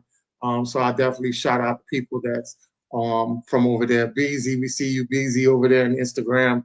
Shout out for you tuning in as well. So definitely. And everybody, like, comment, and repost this if you haven't already. Exactly. Like, comment, and repost it. Help the algorithm. Go ahead. Go ahead, Bobby. You know, it's funny that I'm seeing that because before we hopped on for the show, I was actually sitting in on IG on our sister's live, our sister Nicole from Affirmation for Black Men. Shout out to the sister on the platform. Okay. And she had on Professor Odie. He's talking to, and they were talking about this and going in depth into this idea of how, you know, they covered a lot of ground I can't even begin to touch on, and I was kind of back and forth preparing for the show, so I was listening, kind of passing a little bit now and then, but they were touching a lot of this, and they were talking about how one of the things they were touching on were how there's a lot that's tied into doing for Black men. And he mentioned one of the things that really stood out to me was when Professor Odie mentioned that there's been peer-reviewed studies. So this isn't just conjecture, this isn't theory, this isn't, well, I think, but there's been actual clinical research done, and the findings have been documented. And it showed that when you basically put white men and Black men in the same situations in terms of labor, it's demanding and challenging. And let me just see if I can make sure I don't misrepresent this. He said when you put them in the same situation and the white man gets challenged as a man, like he's doing something, it's not working out, then he gets challenged as a man, his innate response, that's what the findings show on average, his response to that is to reassert his masculinity from a class-based standpoint. It's like, you know, who do you think you are? I'm such and such, or you can't treat me that way. This is that and the third. On average, that's how white males respond. When Black males are put in the same situation, and the funny thing is, before he gave the answer, he asked her, and as a consequence, those who are observing, what do you think Black males' response is? And sadly, and I gotta say sadly, I knew right away what it was without him even saying it. And a couple other brothers dropped the line in the chat too, as well too. Said when Black men in the same situation, they don't respond the same way white men do and reassert their masculinity one way or the other, or just assert themselves as such and such. The response is simply to work harder. To prove themselves. Okay. And he mentioned how that mindset and that response is so damaging and traumatizing for Black men, where instead of asserting your humanity, basically, because that's what the white men are doing, they're asserting their humanity. They're recognizing they have value and worth outside of just the labor that they're performing. But Black men don't see it. Their response is, well, I have to prove that I'm this, so let me work harder. And he mentioned how that has played such a key role in the shorter lifespans that Black men have, where we literally work ourselves to death. And And Nicole, she heard that, she said, that caused her to stop for a second because she had to reflect on the loss that she's had in her life because of that. She mentioned that her father passed away when he was 41 years old. He had a heart attack and died. Wow. Said, and the same thing happened to her grandfather as well. And said, and when it happened, there wasn't much thought that went into it beyond that. But she mentioned how they were very hard workers. They, did everything. They sacrificed, provided for their families and everything, and they just dropped down dead. There are Black men, and especially when you look at the rates of suicide for us. And I would say, don't just look at the suicide rates, but look at the level of coping mechanism that a lot of us take on, especially the unhealthy ones. It's because of this mindset of where we're trying to constantly expend ourselves in that regard, instead of recognizing, hey, you don't have to do all that. You're a human. Relax. It's okay. But there's a lot of internalized that needs to happen and break down. And I just thought it was amazing to hear that right on the tails of what I heard before in that stream. And again, big shout outs to Sister Nicole. Affirmations for Black Men. That's the Instagram handle. Look up all things affirmations for Black men. Yay. Nicole Glass, she's the CEO and the founder. And also, if you are not a subscriber, I don't understand why. I don't understand what you have against subscribing to media that caters to uplifting and supporting Black men. We have people making a bag off of misandry, off of anti-Black misandry in particular. I don't know why you don't want to go ahead and support and show some love to people trying to make the opposite of that. But if you go and you subscribe to her, I don't know if it's on the YouTube channel, I don't know if it's on the Facebook platform, but if you go ahead and subscribe on her IG platform, just $5 a month, you probably spent 6 times that today alone. $5 a month. That video is saved in the subscriber hub on there, and it's about an hour long with some really, really, really, really positive, good game on there. It's worth a listen to. I'm probably going to go back and listen to the rest of it once we're off tonight, but go ahead and do that, man. That's my plug for the sister right there. Yes, well said. We definitely, I would definitely want to see more of the studies on that and see if that, because I know men go through that, because that's why we are 3 times more suicidal than any other gender.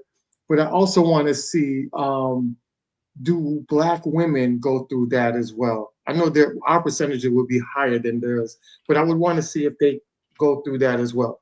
Because there's a lot of Black women that I know that always put themselves out there to work harder. And I think it's just Black culture in itself, from even back in slavery days. We always told that our worth is dependent on the action that is put out towards white society. White society has always put the bar of what excellence for us is, meaning that if you're a slave, the best Black people are the ones that can come with the most cotton in the bag. And if you don't, you got to work harder. You got to work harder. You got to make sure that you're not getting beat in the lashes. And it's not about you. And it's, that whole sense of mindset that's always been carried down from generation to generation. And I think because it's been carried down is because a lot of us haven't transitioned that part of it over to making money work for you versus always working for the money. Yeah. That generational wealth is not something that we're achieving more frequently, and we should be, because of where we've been before. We should be transitioning over to more generational wealth. And providing on that. And now is the time for us to start building our schools and our own communities and foundations, man, and get back to that Black Wall Street so we can basically breed that new generational wealth of entrepreneurs and families and start establishing the big, wealthy Black families we have. We had wealthy Black families back in the days. We don't have wealthy Black families now. I can't tell you off rip a wealthy Black family. And that's why I love some of the movies back in the day, because remember Strictly Business and the Harlem Brothers, like that, that was brothers. That was real brothers that called themselves the Harlem Brothers that were buying up multi-million-dollar real estate and was creating generational wealth, not only for their family, but, you know, even their children's family, you know, and we saw that, and we don't see that type of illustration or even that type of programming now. Now it's just everything is kill the person who has it. So it's more on a leash thing than a build thing, you know, and it's very sad, but we got to get back to that type of program. All right, I'll land my plane on that. All right. Yeah. With that being said, we're gonna go into our question of the day. What you All got? right? Yeah. So our question of the day is, how do you balance life and work? All right. So what are your ways of balancing your life and your work, separating the two? What key solutions that you might have that works for you that you think might work for somebody else? I see it like this, man. Number 1, 2, and 3. Yeah. Always, no matter what, make time for my wife. Yeah. Family. That's my number 1 rule. No matter how busy I get, I always have time for my wife, especially my wife. You know, my mom too. You know, I call my mom a couple of times a week. You know what I'm saying? We just had her over here last weekend. We had a little dinner, whatever the case may be. You know, you got to make time for those things. Call my dad. I got to call my dad more. He lives out of state and he's always busy, but that's the one thing. But first thing I say, make time for family. You know what I'm saying? Yeah. Secondly, you got to make time for rest. And that's very important. Just time where you kick your feet up, sleep adequate number of hours. You know what I'm saying? You got to make time for rest because you're not going to be able to do anything properly if you're not well rested. You know what I'm saying? Yeah. And the third one is going to be make time for recreation. You know what I'm saying? Rest and recreation. So family and then rest and recreation. You keep those 3 things together and you're going to be good. Like, I try to leave work at work. You know what I'm saying? Like, I work, and when I get off, I'm off. You know, me and my wife are working on something right now as far as, you know, just some business stuff. So it's a little more difficult. But like yesterday, we was like, you know what? Let's just put all this shit down and let's just chill. Because we've been working so hard the rest of the week. You know what I'm saying? Yeah. So little stuff like that, you know, because at the end of the day, ain't nothing to it but to do it. Like my grandma used to say. Shosha used to say that all the time. Ain't nothing to it but to do it. You know? Yeah. And so it's a matter of what you want to prioritize. You know, people who tell themselves, you know, I don't have time, it's a crock of shit because you make time for the things that are important to you. You know what I'm saying? Like in a dating capacity, I used to tell women that all the time. Oh, I ain't got time. Oh, Lord, I'm doing this, I'm doing that. You know, but you posting bullshit on Instagram all day. You know what I'm saying? Like, you make time for the things you want to make time for. And that's really what it is at the end of the day. We are the masters of our destiny, man. And a lot of that has to do with prioritization, man. Like, what do you think is important? Because those things are important for me. I think they should be to everybody, but that's just me. I can only speak for me. But I think that the work-life balance that is a healthy one is the work-life balance where you give adequate time to all things that are important to you. Yeah. You know what I'm saying? Like Bobby may have a certain amount of time that he has to give to his training for his martial arts. You know what I'm saying? Mm-hmm. You know, I have, you know, a certain time I have to dedicate to my writing. You know, that goes along with my recreation. I consider that recreation. I enjoy writing. You know, for Anthony, it might be something else, but that is what I think is a good, successful formula. And I'll park the Chevy. That's my 2 cents. I think for me, it's separating the two is very important because when I come home, I don't want to bring in what I bring in to the household. So I make sure that I pretty much decompress on the way to the home. Because many times we come in and we will bring our negative energy and pass that barrier of that door and bring all of that, and then ends up being a burden on our mate. So I can relieve that on the way there. Another thing that I do that I think helps not only myself and my partner, is that I always ask them how their day go, even traveling, coming home, or if I'm already home or they're traveling, and I ask them how their day go. And just by communicating and telling me what transpired in their day, or me telling them what transpired in my day, it kind of brings a kind of soothing balance to both of us. Nice. So that by the time we even get home, or one person come home, it's pretty mellowed out. The stress level is already down because they done explained everything that went on that day, and it might be, I'm a comical guy, so it might be something that they say that I might start making a little joke about it, and it's kind of like breaks the ice and mellows out everything and just gives them more of a soothing relaxation with a little witty joke in there, because we know at the end of the day, shit happens, but we can make fun of it because we understand who we are with each other. We can make jokes about that. I also like to, do, like the brother said, find some hobbies. Mine is fishing. Today I went fishing, found a lake nearby, took the grandsons out there to go fishing with me, just having the little boys around me. That was in itself, it was peaceful. And it was kind of crazy because they were telling me, they was like, yo, we had fun today. They ain't catch no fish. We ain't catch no fish. Because the lake that they have, I have to research the lakes over there, but the lake that they have over here is real crappy, and I got to find a better fishing spot for them. But just knowing that these little young boys, the ages of 11 and 8, said that they had fun without catching any fish, lets you know that the masculinity and the nature in itself, the bonding, is that appreciated from both the children to the man, and from me to the children, you know what I'm saying? And that interaction in itself is soothing for both individuals. The children feel secure and they can ask me anything, and I'm pretty much, giving them advice and also teaching them, and they're learning.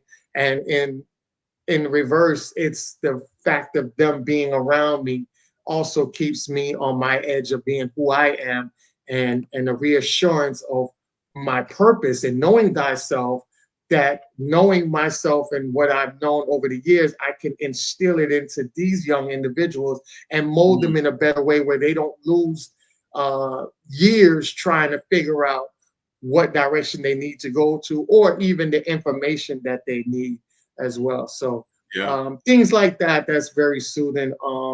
That helps with the balance of life and work. And I'll land my plane on that. Bobby.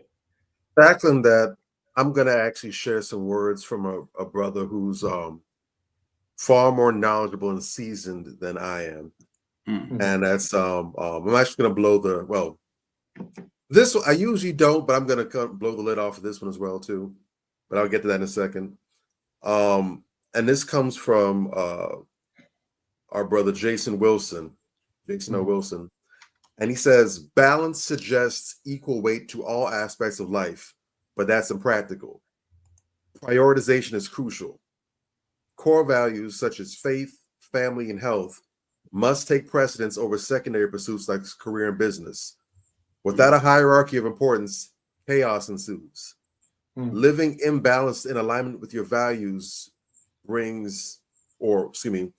living in alignment with your values brings meaning, stability, and genuine accomplishment. So, and because that's something that we talk about, work-life balance. When you hear the word balance, the assumption is automatically 50-50 or 33-33-33 or whatever the equal numbers across the board for whatever number of items are currently on the plate. And like you mentioned, that's not practical. Because there's certain areas where if you have that, you're actually cutting out, or you're actually shortchanging that response because that calls for more. Or you might be giving one area too much priority. And so there's no, like most things in life, you can't be lazy about it. you actually have to, and I think most people haven't done this, so this is an exercise that most people need to take on, but it's very important that you take some time. It shouldn't be too long. You can take maybe about an hour on a Sunday or Saturday or off day, whatever the case is. Take an hour, cut your phone off, make sure the TV is off, no distractions, sit with the pen and paper, or if you use your phone, just put on airplane mode and use a notepad or whatever means, whatever your medium is. Mm-hmm. But sit there, no distractions, and really think. Really think. Just give your time to spend some time in your thoughts and just get all in the weeds and dig down in there. First of all, you need to find out what your values are. What are the things that you value? What are your I wouldn't say morals, but your values? Is it your faith and your spirituality? Is it family? Is it work? Is it health?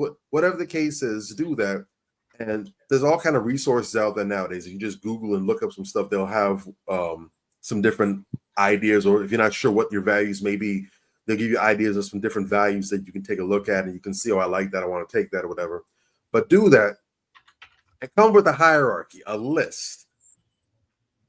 What is at the very top of your list of your values? What's at the bottom? And structure those things. And then when you go forward, you can use that as a frame of reference. So when you're in those moments where you're wondering, hey, I need to readjust some things, or I feel like I'm not doing enough in one area, I'm doing too much, or even should I take something on? You have a cheat sheet that you can look at and say, well, how does this fit in my values?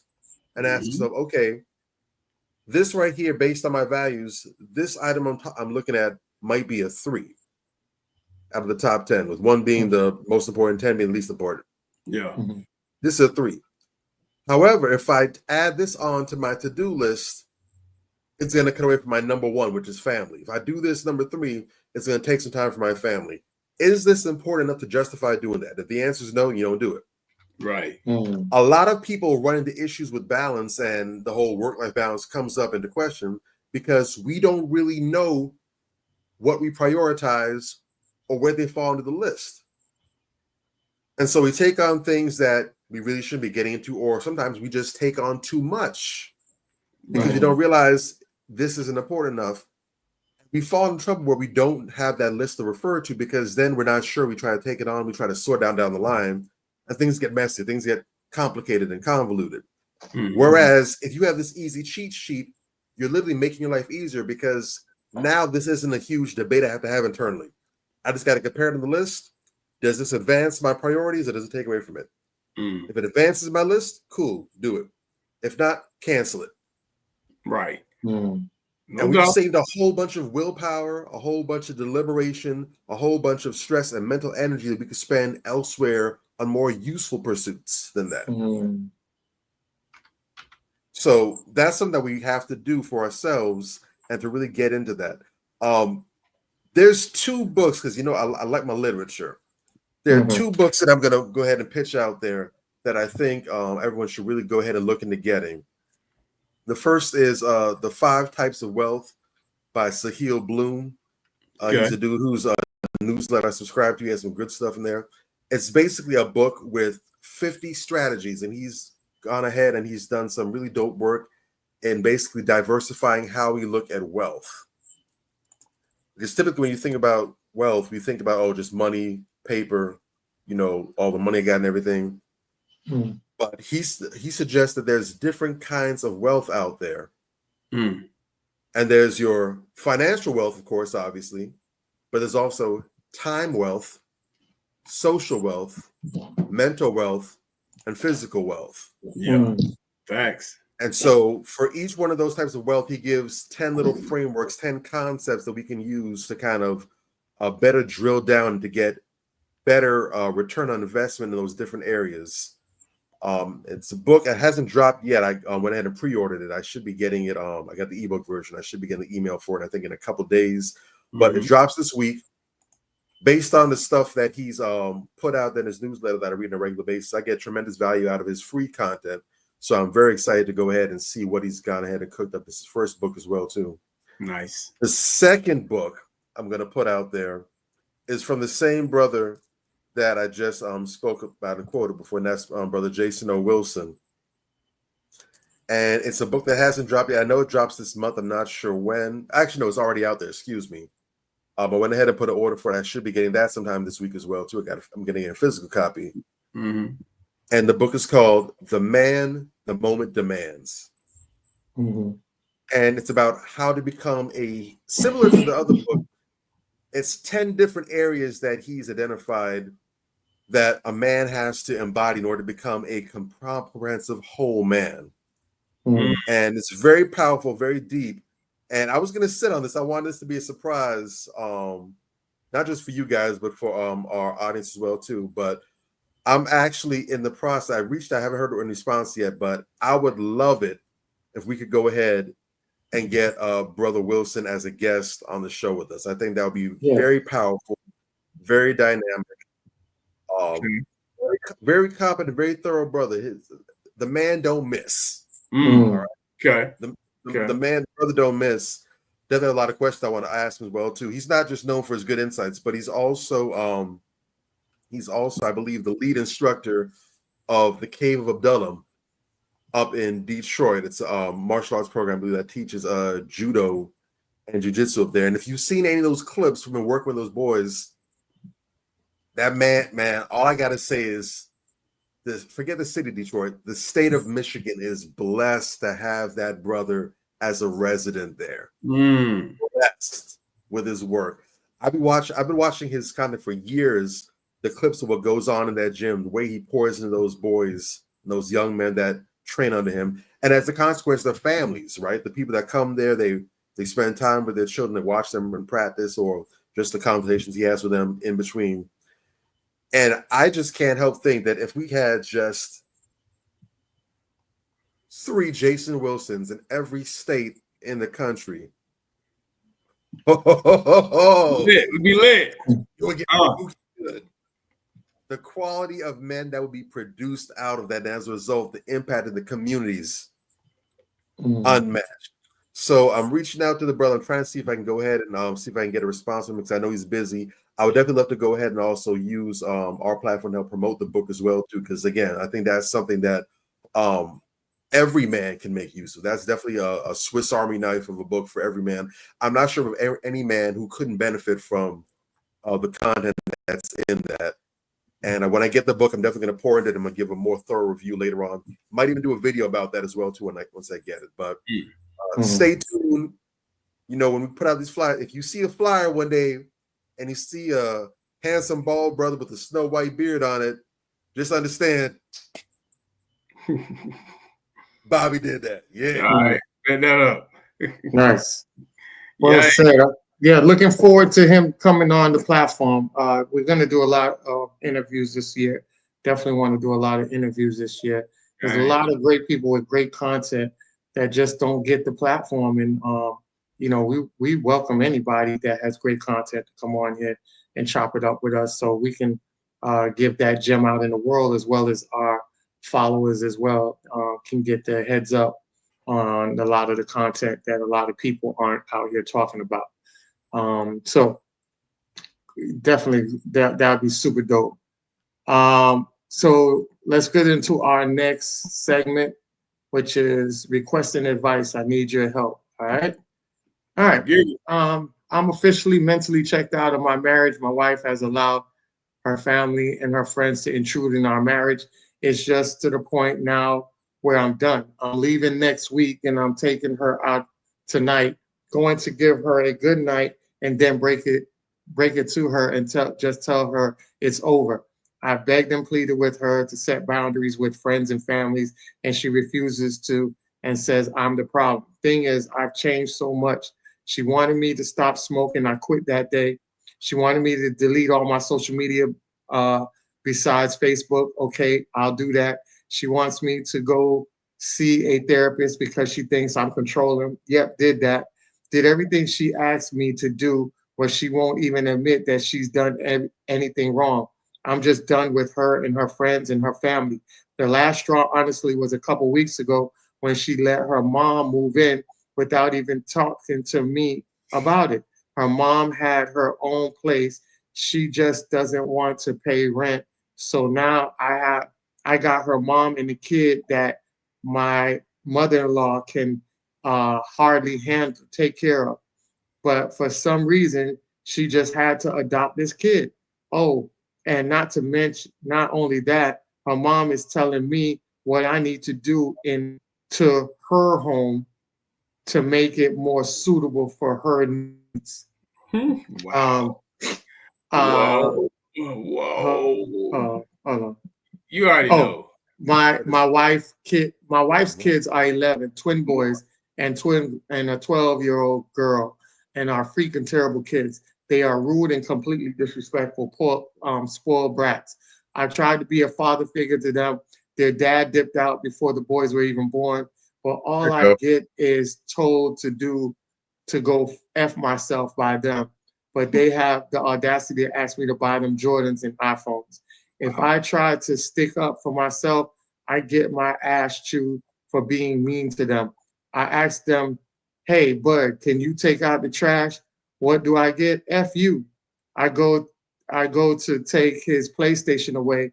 And what does the mom say? Why are you asking him to take out the trash out? He's not your slave. Yeah, they provoke me, and I've told her kids they're a bunch of jerks, and I've even gone and apologized for it to them. Her son got suspended for fighting, and they found out he's been vaping and huffing at school. She told the principal what she wanted to hear. Didn't ground him or anything. He just stayed home, played video games all day. Then my mother-in-law said, I'm not allowed to discipline them.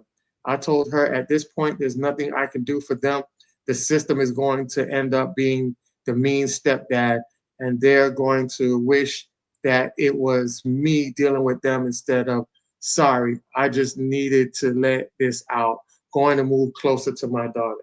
And this is why our today's topic is knowing thy worth, knowing thyself. I will say off rip. You missed a sentence in there. He said she doesn't do anything to punish them. You missed that, so I just wanted to make sure I added that. Go ahead. No, I said that, right? No, you skipped over that sentence, but that's okay. Go ahead. Okay, my wife doesn't do anything to punish them. Okay, gotcha. So I will say, it is very important when we talk about being a man and putting yourself in a situation of being that leader. It has to be boundaries being made off rip. Facts. Anything that you do has to be stated off rip. It's even with children. You know, I tell women all the time, you can't sit here and be mad at a child that's 13, 14, 15 years old that has been created bad habits when they were out the womb, 1, 2 years old. Those bad habits are going on and you labeled it as cute. And now the cuteness is wearing your ass out in the later stages because now the cuteness becomes a habit. And now you want them to break a habit that they have curated for years? No, you have to establish boundaries and rules off rip. Otherwise, you're going to get dish rag treated, ran over, just like this gentleman is doing. And I can't have any sympathy towards him because he co-signed all the red flags, and he still hadn't put his foot down. He actually took a cowardly way out of that situation by saying, I'm just going to go move closer to my daughter. And also the fact that I'm going to take her out for the last time, wine her, dine her, wow her, and let her know, let her know she's missing out and before I leave. Yeah. No, sir, she's not going to be wild about that. She knows who you is. She likes the fact that she can control you. And every time she tells you something that she needs you to be a certain way so she can remain toxic in her ways, you did it. With no question. You know, you did it. You made all the changes and she didn't. And she liked that. And then even to the point where I tell people all the time, sometimes when your mate treats you a certain way, not only does the mate continue to do that, but the children and their parents continue to treat you the same way as well. The mother don't respect you and the children don't respect you. Yeah. They never will. That's a sinking ship, and you riding it all the way until you about to drown. So I'm glad you're getting out, but don't ride that wave to it like the Titanic. And I'll land my plane on that. Facts, man. You're in a very dangerous situation, bro. You know what I'm saying? When a woman don't have respect for you and she got her family up in your spot telling you what you need to do stuff for her and whatever the case may be, you got the kids cussing you out, bruh, you need to find your backbone, gang. You know what I'm saying? Boundaries are the most important thing that you can do, is set boundaries when you meet somebody new. And respect should be non-negotiable. You understand? That's the one thing. You don't ever compromise on respect. The first thing you do when you come into the building, boundaries are set, respect is non-negotiable. And you make sure everybody understands what that means. You know, kids shouldn't be cussing at anybody, let alone an adult, let alone the adult that puts a roof over their head. Hey, what's going on, Quita? I don't know where the hell they find these women. I don't know, but they out here. You know, and brother, real talk, you should have left a long time ago. Because if we're being politically correct and we just gonna call it what it is, this should have been weeded out in the vetting process. This woman shouldn't have made it past the second phone call, bro. You understand what I'm saying? So you need to get much stronger in vetting going down the road when you meet new women. You know, you don't invest in a woman like this with a family structure like this. Everything in this story was wrong. And I'm glad that you felt like you could come to us and you could vent to us. And I know you needed to get that out. And there, you know, I respect that. You understand? But you need to work on you. You need to see your value and stop letting people punk you, bro. Gang, you got to let people know at the door. We don't play that shit. That's in the theme song. You got to set boundaries. That's in the theme song to this show. Listen to that shit again. You got to set boundaries and let people know that it's going to be consequences if you cross them. That's just what it is. You know what I'm saying? And it doesn't mean that you have to get violent or whatever the case may be, but you have to let people know where you stand and stand on it. Fear of loss is one of the worst things for a lot of men in relationships. You fear that you're going to lose out on this and, oh, she fine, and I'll never find another one like her and all that. Bruh, let me tell you something. That's the blessing, that you'll never find another one like her. When you start talking about women like the woman that you got, that's the blessing, you know. And it took me a while to learn that, you know, because I dated some chicken heads in my day. You know, I had one in particular. She was just so pretty, and oh Lord, her body was this, and we clicked on a certain level. But bruh, the most important thing that you can learn is that there is no fear of loss when you're dealing with someone that's not a quality person, period. You need to really, really take some time off, it sounds like, from relationships altogether and just work on you, brother. So the next time you go into a relationship, you know who you are, what you bring to the table, and that you will not be disrespected. Point blank, period, done. Otherwise, you're going to do like that forever, and that's a miserable way to live. You don't want to do that. Yeah. All right. Well said. Drake.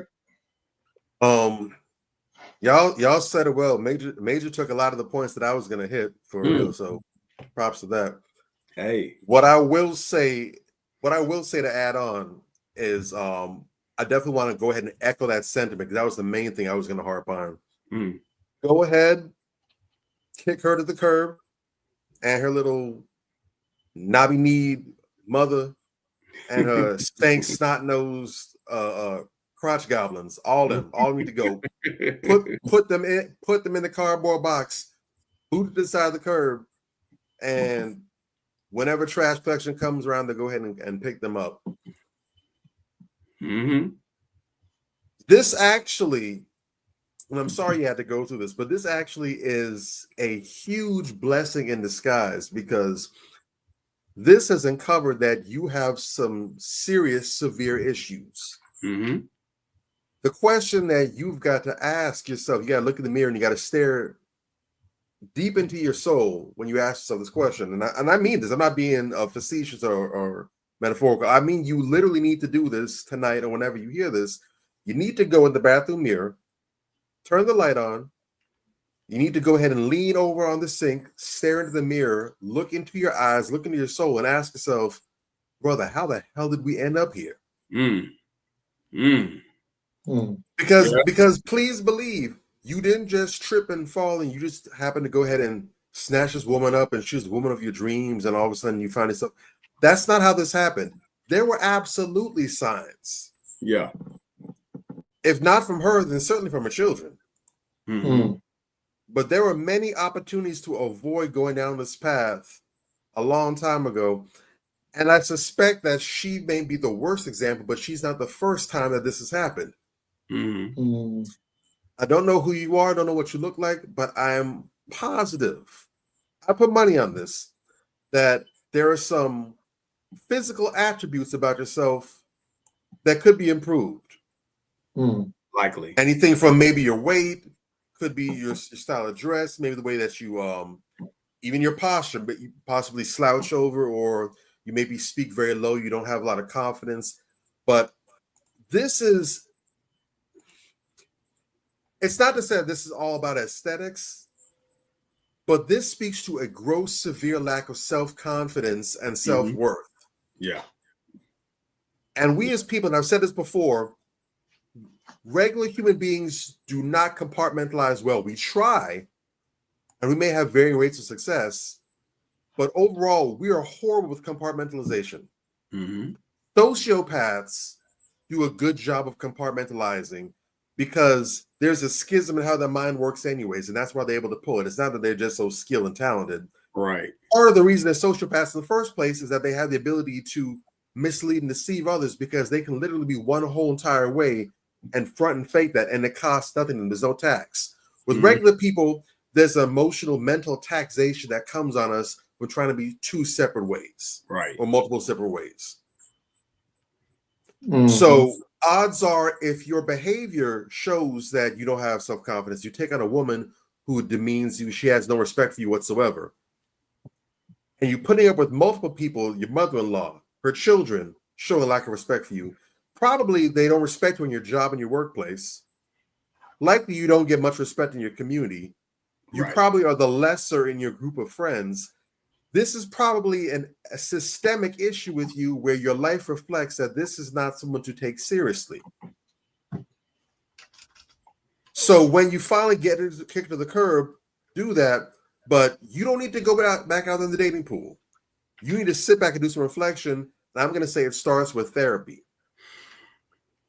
You need to go find yourself a solid male therapist, one that is not just going to speak to you from a psychological standpoint, or even from an experiential standpoint for work with clients, but one who, as the man himself, understands innately what you're dealing with, because he may have been there himself.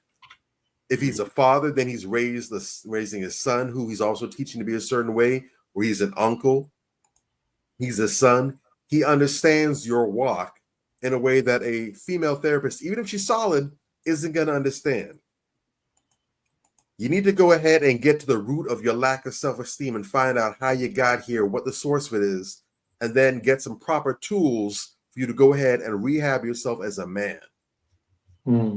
Thanks. All right. It's actually funny. I was before I jumped in the live stream with Sister Nicole and Professor Odie, I was watching some of I was watching a show that I've been binging on Amazon Prime, Tom Clancy's Jack Ryan, and I got to a scene where the chief antagonist, the terrorist, the Suleiman, he's out there kind of they just launched a successful terrorist attack in Paris and everything. And his troops are getting ready to get prepared for the next step they're going to take on. And he's talking to one of his chief counsels. And there's a man walking by, one of the terrorists, walking by with like a case on his back. And he calls him and says, "Hey, come here." And he asked him, "You look a mess. What's the problem? What's going on?" He's like, "Well," and these are men from a rival terrorist that he took out, and then he brought on board his men. The man said, "Well," the man's sitting like this, like, "Oh, forgive me, your great sheikh, but these are the only clothes that I have. These are the ones I have brought with me." And he said, "I want you to go and clean yourself up. Go take a shower. You smell. And then he talked to his chief. He said, and I want you to go and bring this man clothes from my wardrobe that fit him. And then he saw while he was talking the whole time, the man's eyes there. He's like, thank you so much, Chief, for your generosity. He said, and listen, you need to get your self-worth together. A man is not supposed to be looking down on himself like that. You need to have some self-worth if you want others to respect you. Mm. Do not allow anyone to take that away from you.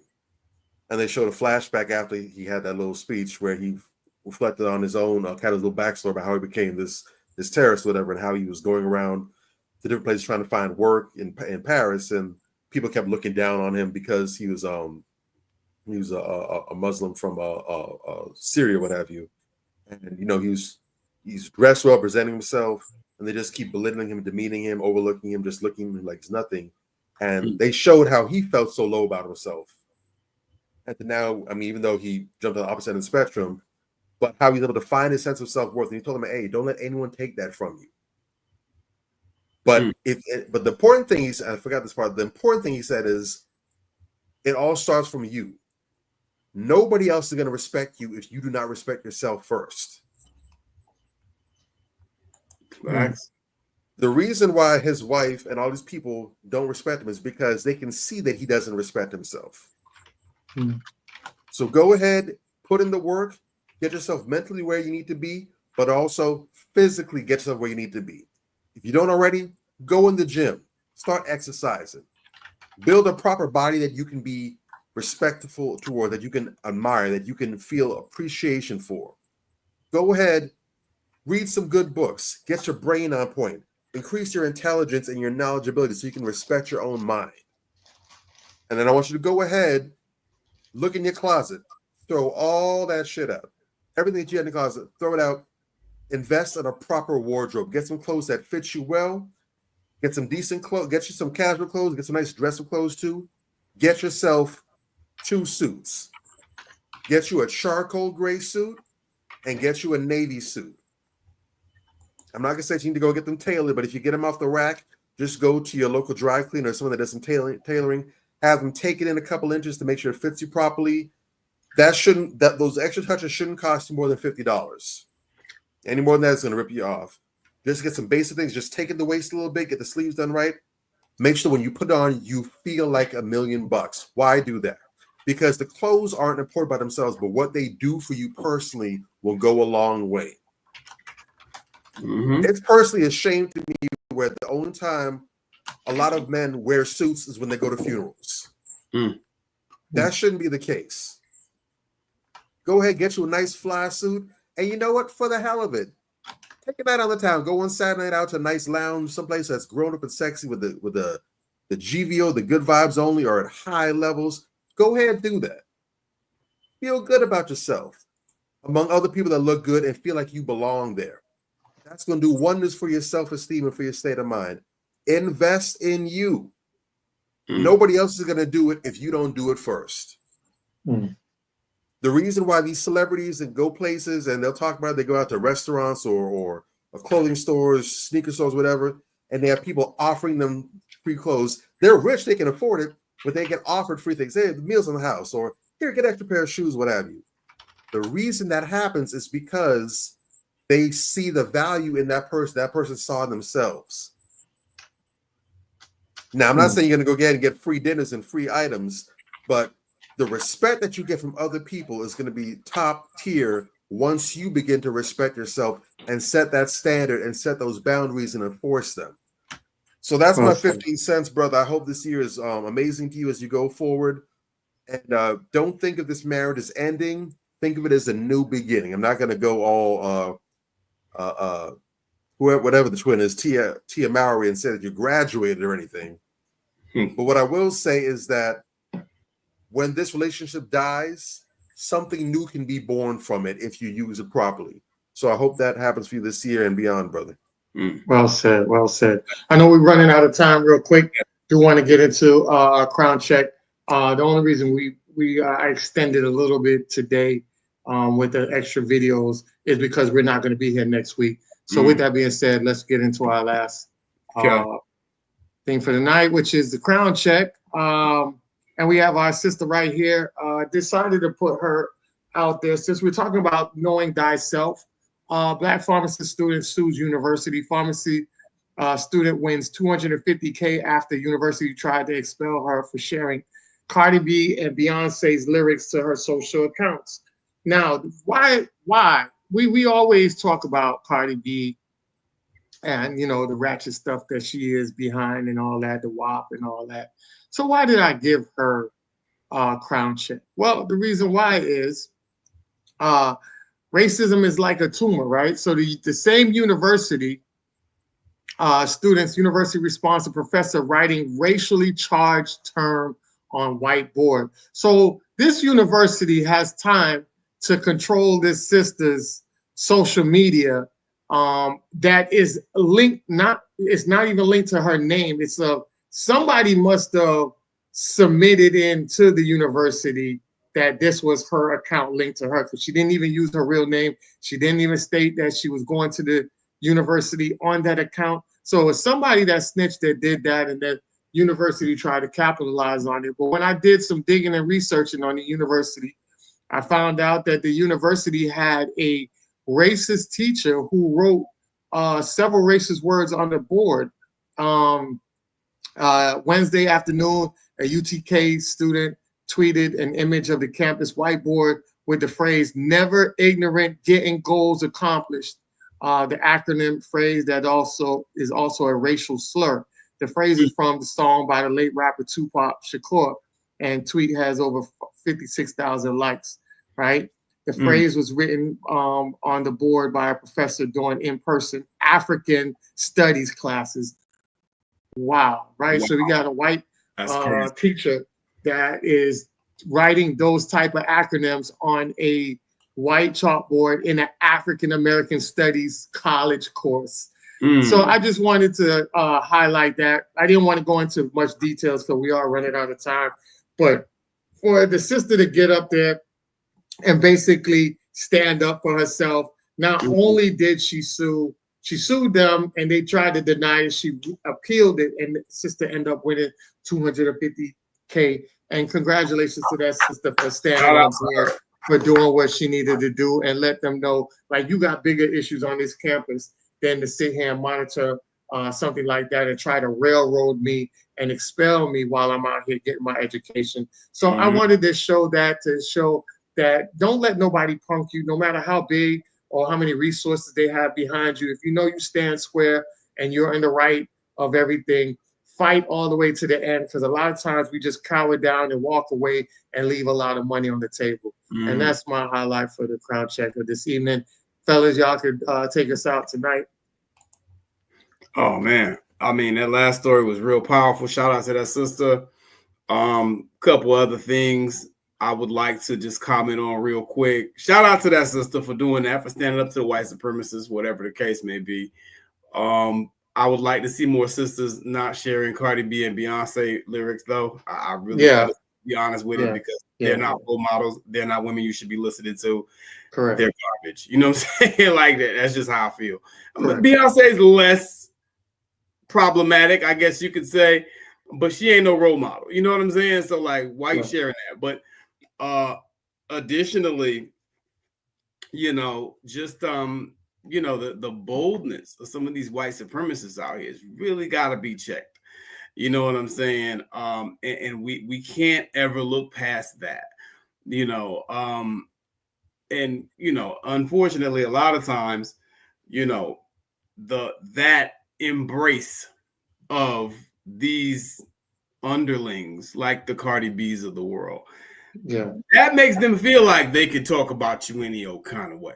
You know what I'm saying? Because look at who you're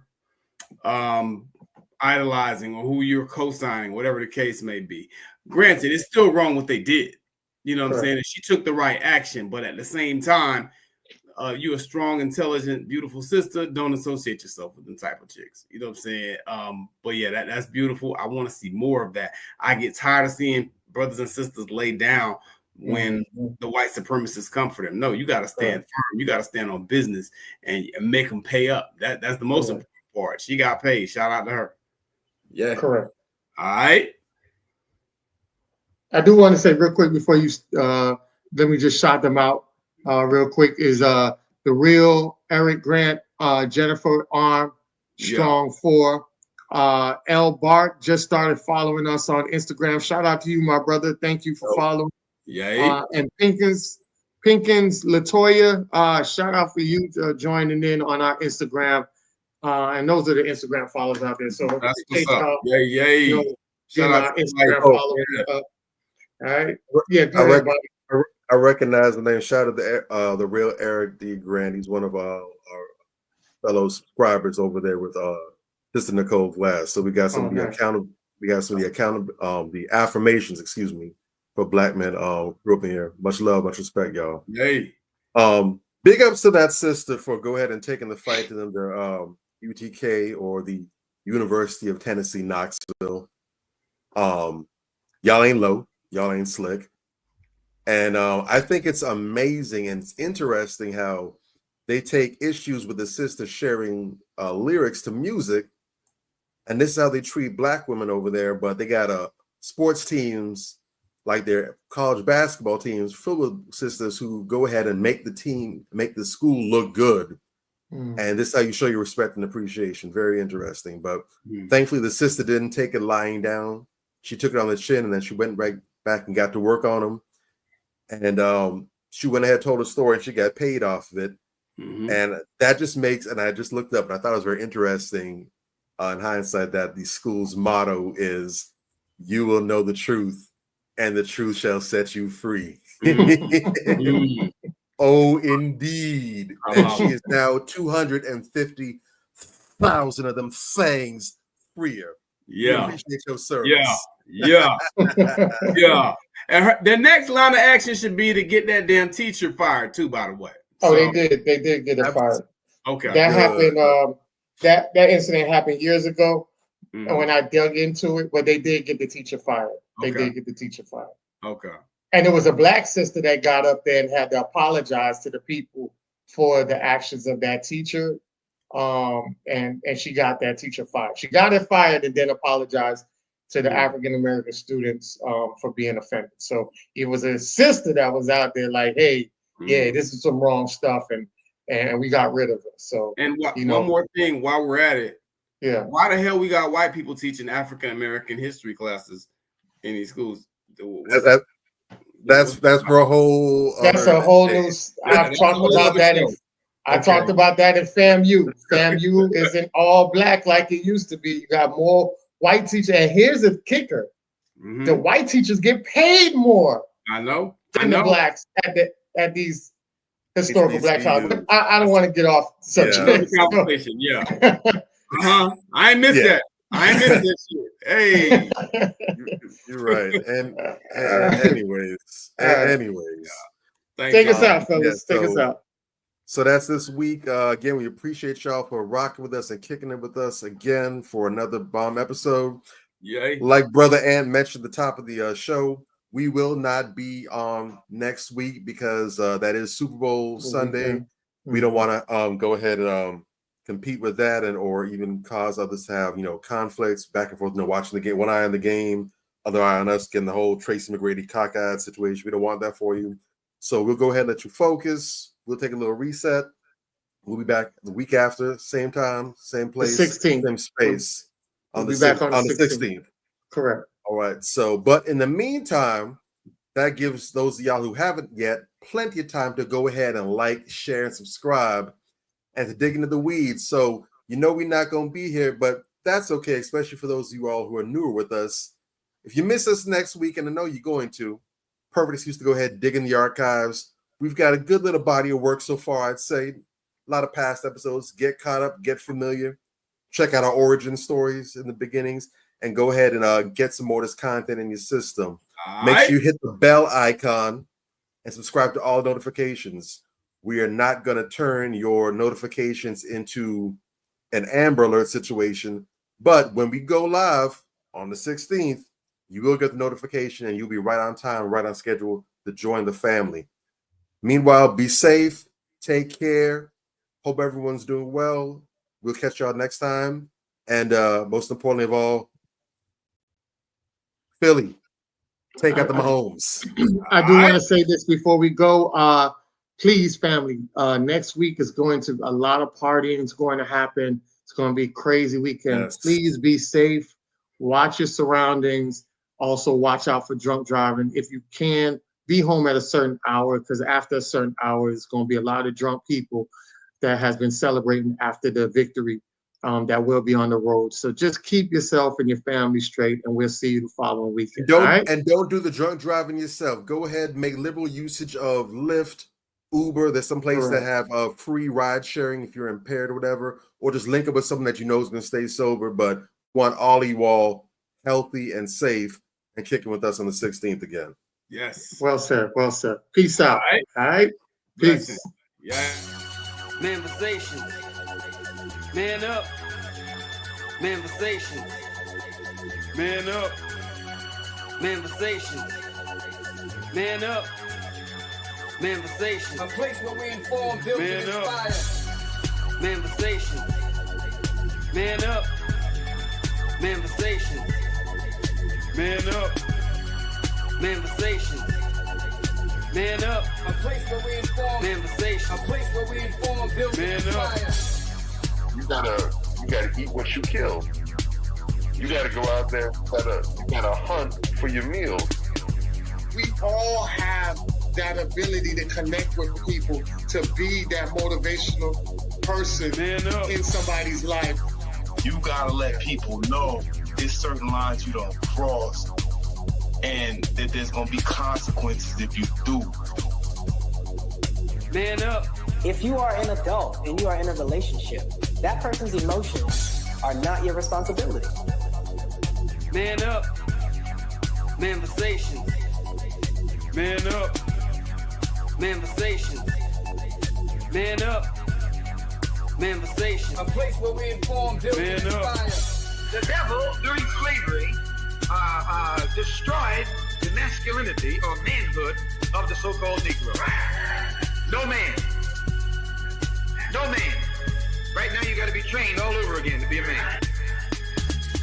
When someone is obligated to do something, it is binding upon them to do it.